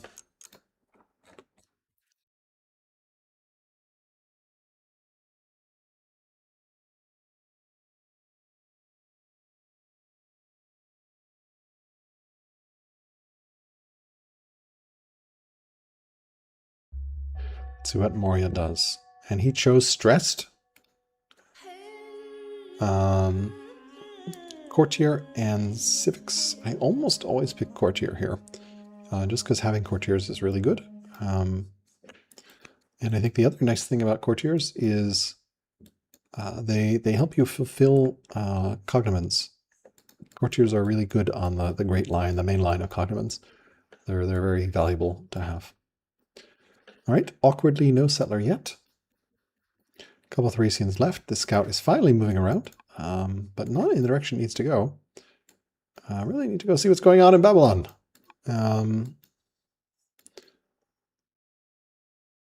This could get really ugly here because the Thracians are no longer screening. And we might see some kills here. In fact, if Babylon attacks, they can stun the spear. And then this can come here, kill something. Can't quite route, but could potentially get 2 routes here, depending on how this goes. Doesn't really have that many units, though. Can definitely stun the spear, though. And can definitely kill this with something. So stun spear, kill this. And then I guess that leaves 2 or 3 more units. He's thinking about civics boost. Okay, yeah, you really do want civics boost. You do want to take, you want to indulge in revelry to get rid of stressed. Yeah, I'm curious to see if we'll start elephants once that settler ends, because this is the only elephant on the map. There's also an elephant over here. Oh, another rebel. How is there another rebel? Oh, I think he took it from the slavery event. Okay. Yeah, so,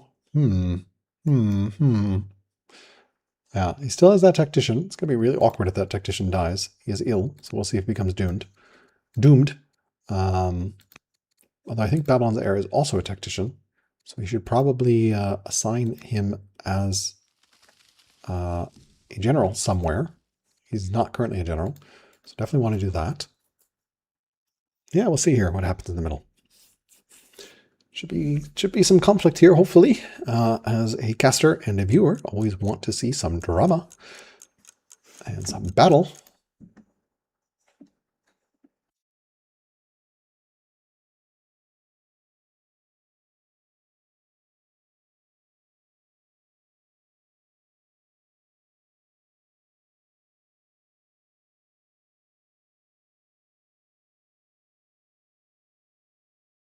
All right. He has finished training boost. He now has 2,000 training. Did he have exactly 1,200? I'm not sure. Local beliefs. He could get Zorro. Always fun adopting your opponent's religion. Although actually they picked Hinduism. So see what happens here. He doesn't have perfect vision. He doesn't know about this guy. Is he going to attack? He is not doomed. He is cursed and stressed, which is awkward. He has a lot of training. Could get navigation. Would really urge navigation here. Science is kind of terrible at this point, just not good. So I think my rule of thumb is you want to have turn number +6 science. So turn number +6, turn number +7 is a bare minimum. Ideally more, but yeah, this Danish peace decision, very confusing to me. And we're going in. We are going in. We have battle, ladies and gentlemen. I really don't think you should attack the spear. You want to stun the spear. Somehow he does not have vision of this. That seems wild to me. He should have vision from You should have vision here from the. I don't know why. Does he just? Did he not? Oh, he's not busted the fog. Oh my lord, he hasn't busted the fog here. Okay, now he's found it. Okay, great. So he's busted the fog and found a slinger, which is great. He's attacked the slinger. Okay. Cool. Come over here. Stun the spearman, and then yeah, you can. Yep, move over, kill that. Great, great. You can probably get another kill here. I would definitely stun the spearman because you do not want that spearman attacking your precious chariot. And then maybe, I'm not sure. It's really awkward terrain. I would love you to get over here. You have lots of orders, lots of stuff. Awkwardly, the Thracians are down there. You can always extend time. Yes, yes, good, good. You're extending time. Love to see it. Yeah, you can go here. You can stun from there. You can attack here, and then you can attack here. So there, that's the moves. You'll kill this unit, stun this unit, and then we'll just have this unit. And I think this guy can maybe make it over, but Moria doesn't quite have that many forces. So this is super exciting here.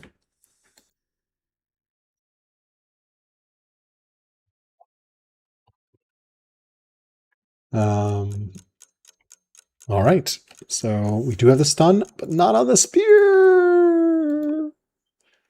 Not on the spear. I don't love that because now the spear is going to obliterate your chariot. Yeah, so I think that's a tactical misplay. Definitely should have stunned the spear. The rationale there is spear does tons of damage. There's no other spear nearby. You can still kill that unit without attacking. And yeah, the stun is just so valuable tactically. Yeah, and then here, yeah, this is ugly because these Thracians may come up and start doing some work here. So let's take a look here. You can also buy training. You can buy orders with training, which is really valuable right now. So, but I fear that Moria will kill this, maybe? I don't know. Moria potentially will force march something. Like, if I'm Moria, I'm getting these spears out ASAP over there. I also have families, much better opinion, right? These are hunter units. We're moving a spear into the marsh. Oh, all right, let's see what the tribes do. Who are they going to attack? One tribe decided to attack here. All right, how does Moria respond? Free assault elephant, really well timed here. I would definitely love 2 of those right now. Machinery also great, but I would definitely take the assault elephant right now. Got my opinion okay-ish, no longer as lovely and wonderful as before. For some reason, the oligarch hates our guts, but we're still plus 154 with the family, so I'll take it. Patrons are just in over the moon, despite having only, well, they have a couple cities, 603. All right, let's see how Moria responds here. This is an exciting moment in the game.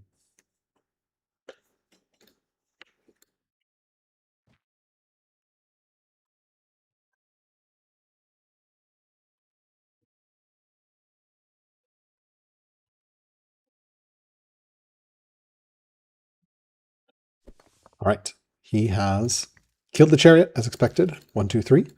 Boom. Did lose 2 units, but yeah, that's why you wanted to stun the spear. Because now you don't have your chariot, and that's going to hurt. And he's moving up another spear, so he's definitely contesting here.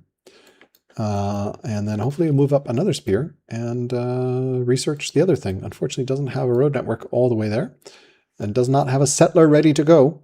The settler is not going to have moves to move. So this is a little awkward. There is a settler ready from Babylon. So Babylon may be able to do something really wild, which is steal a city site, right?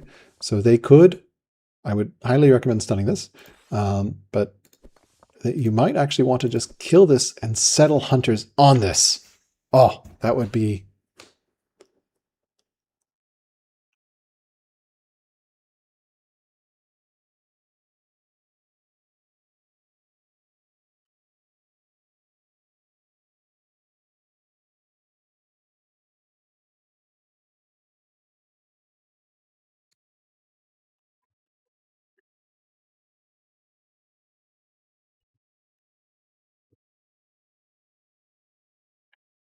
That would be beautiful.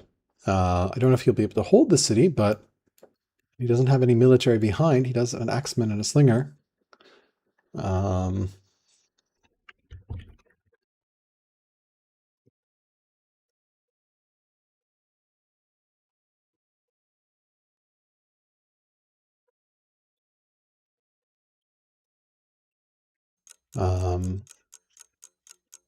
Fun contest here.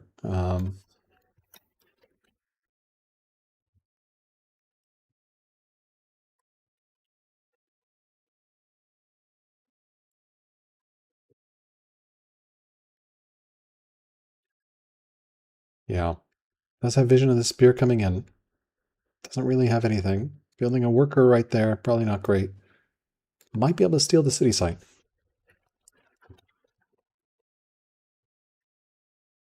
Would be really, really interesting here. Assuming he attacks here. All right, he attacked. Did he attack? No, he's not. He's about to attack. It's 4. So this is also a beautiful thing. If you flank, you do not take damage from the tactician. So you actually definitely want to flank here. You want to come around and flank because it will stop the damage from the tactician.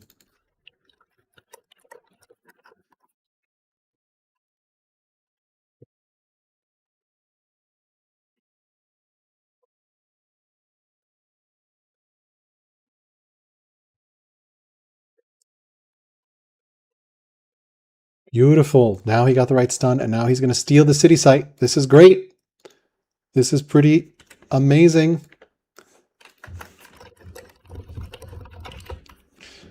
I am excited here.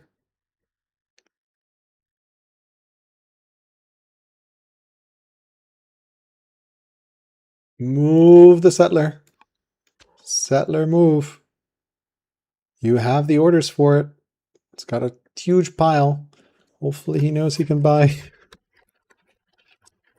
orders of training. Let's see here.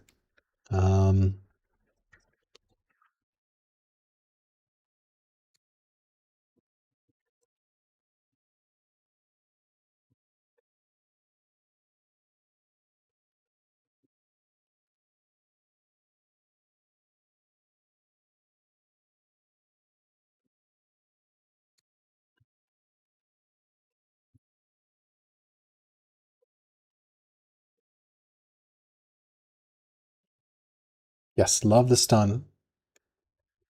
But you can move here. Settle city site.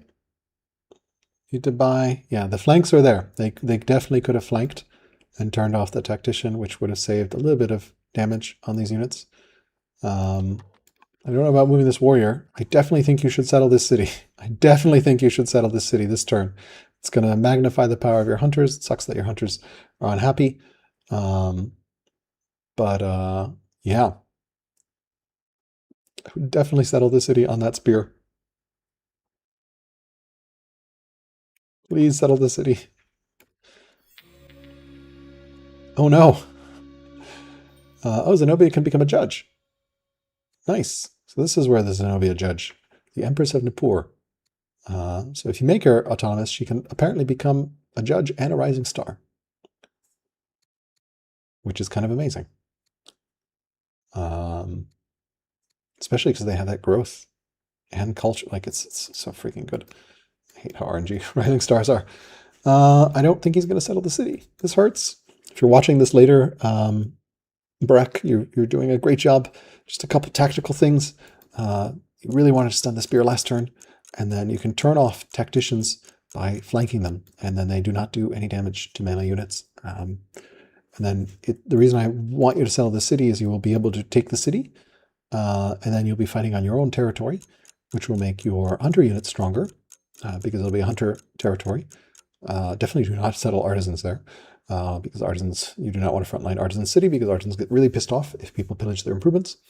And you have a lot of training banked, so you can totally just buy orders and settle the city. It looks like we're not going to see the city settled. All right, what is Moria going to do? Moria already has an assault elephant, which I presume was rushed out last turn, which I can't check from that position. So this assault elephant can get all the way over here. Cannot quite join the party, but it is going to hurt. Wow, it does 7 damage to a spearman. and just obliterates a worker. Yeah,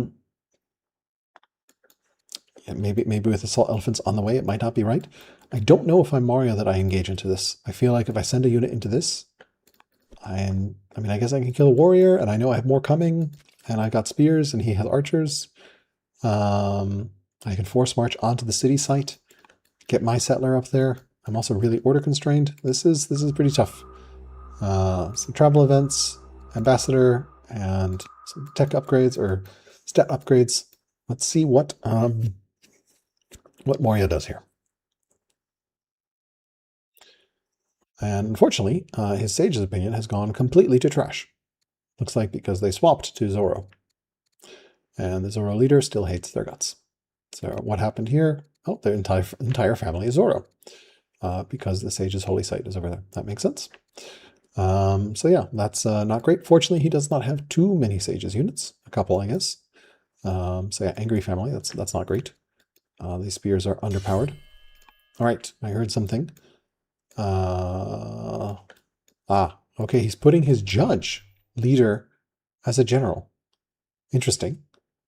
Honestly, I probably would have force marched this thing. So, but again, I think it's a question like, do I just pull back and get out and concentrate my forces? I think so, right? There's no point for me to fight right now, right? I can he's got superiority here pretty clearly. He also has a tactician leader still, so he can stun a unit, and I can't do anything about it. Oh, maybe that's why he's putting his leader on, because he doesn't want the elephant to be stunned.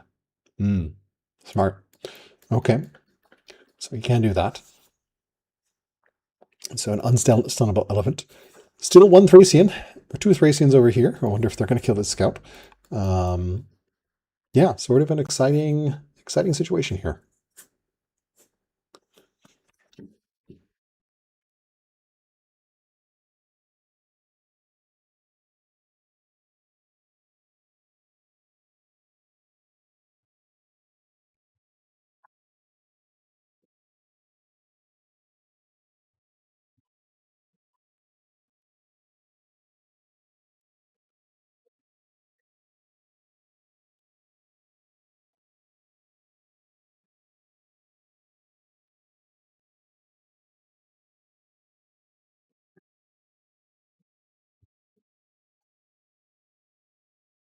It looks like he is indeed retreating, which I think is the right call. From Morio's perspective, he is ahead. He has 5 laws to 1 law. He sees Babylon as primitive and similar. So I think from Morio's perspective, I don't need to kill you right now. I can mass my forces and then just smash this city. I have an assault elephant, which is really good at smashing cities. I've got presumably the superior economy, presumably the superior tech. I know I have superior tech. I have 4 laws, you don't, which means I have a 6 strength unit, you don't. Babylon, still 17 years away from strong in that city. So nice job, Babylon, tactically to secure this. It's going to be fun to hold. And this peace with the Danes is really interesting to me. Super confused why they didn't found this city. But yeah, looks like Moria has retreated from the initial engagement with Babylon in the center of the map. And now let's see what Babylon does. His leader is still alive, turn 50, severely ill, cursed, but prevailing in battle. The hunters hate their guts. Here the flanking did work.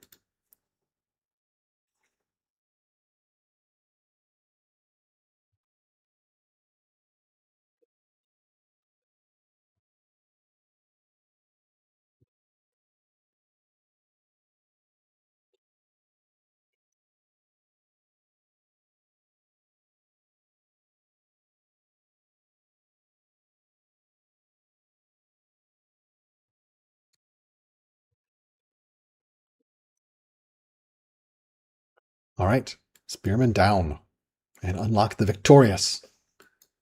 Will he settle the city site? Please settle the city site. I think you probably want to settle I don't know that I would settle on the elephants. In fact, there are elephants. Oh, there's an elephant site. Didn't know about that. Hmm. Why did the resource unowned territory elephant? Oh, I guess okay. Other. I think I had only searched other. I hadn't searched unowned territory. Interesting. There's no way to search. Okay. I guess I have to swap players to search each player territory and then that.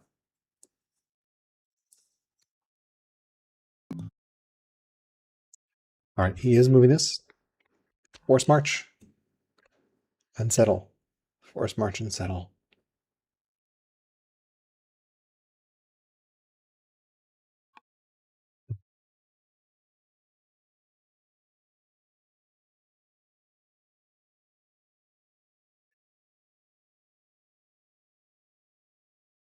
Force march and settle.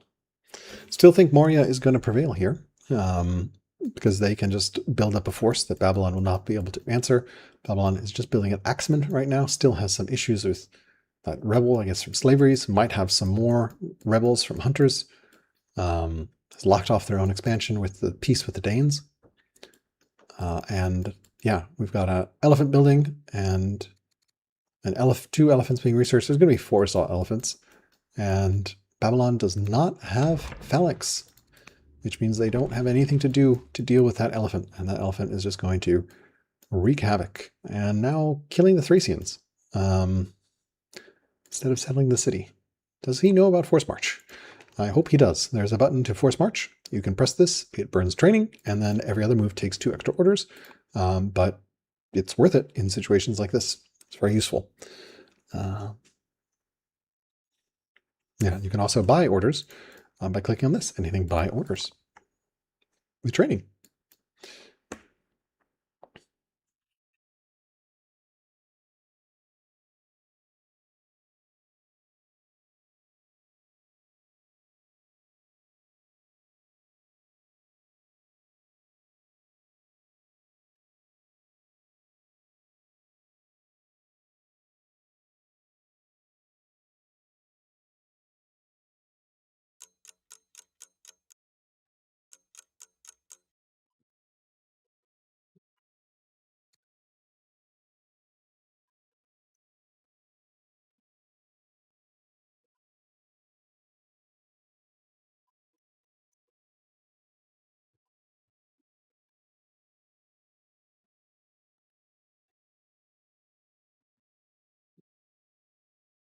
All right, did not settle. So Force March. Oh my god. Moria can take the site with a Force March.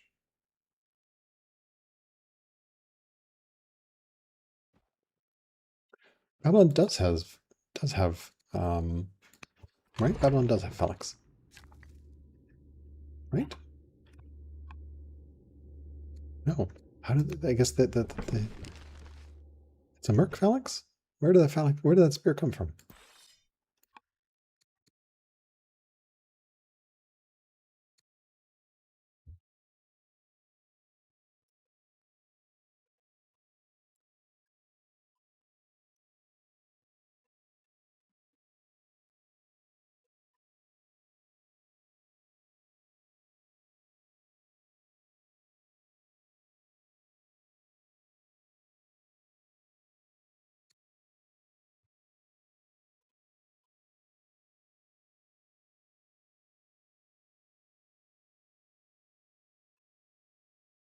So this should be an exciting next part. Players are considering whether they want to pause here or not.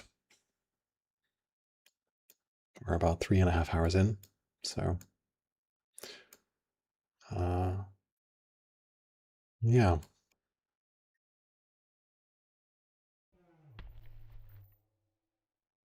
He could burst into that. I don't know that I would do that. But it's definitely an option. Be better with the settler behind it. Just doesn't have the order economy for it because he still doesn't have navigation.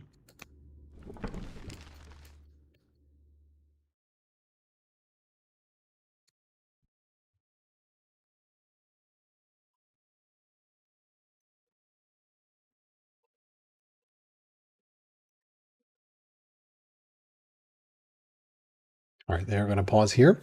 So after about 3.5 hours, we are going to pause here at a very dramatic moment.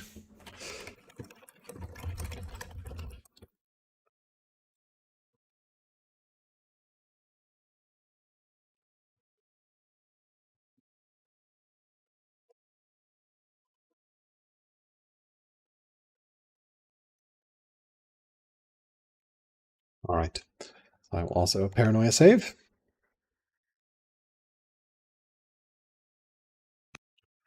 And yeah, let us know once you save.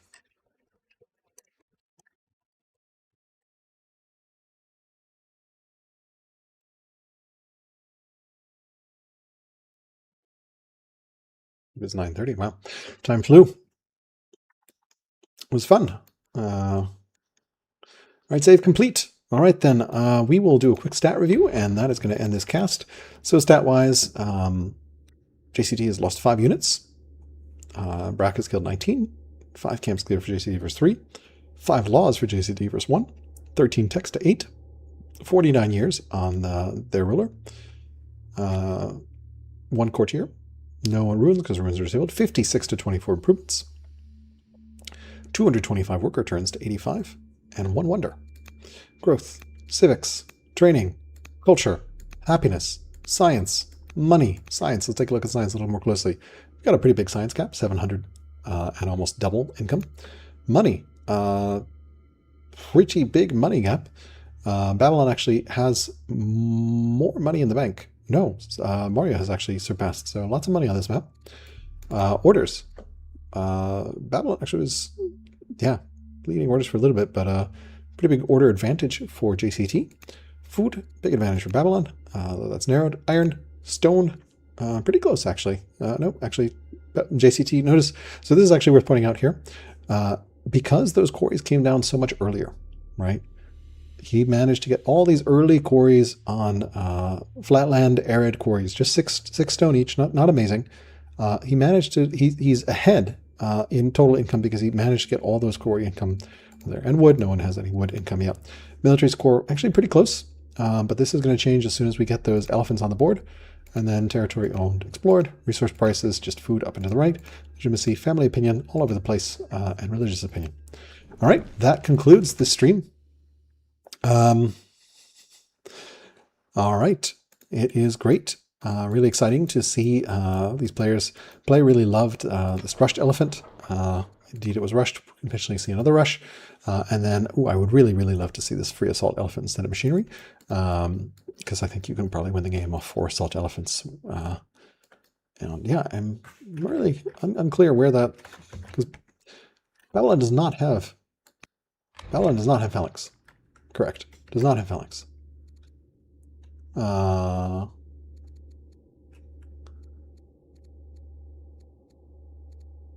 Okay, nice. It shows me, I didn't know that the observer shows a comparative where people get. Yep. All right, great. Thank you so much for watching the stream. We will let you know when we have the next session ready to go, and we will hopefully take that to conclusion in this game. We've got a lot of exciting action coming up for you in the next couple of days. Check out the Discord. Check out Per Onk. We've got the schedule there. We're continuing to improve the site, make it better. Should be good. So exciting conclusion here. 51 turns in. Finally got some battle over this very, very wide map. And yeah, really going to be exciting to see how things go. Have a great rest of your morning, afternoon, or evening, wherever you might be.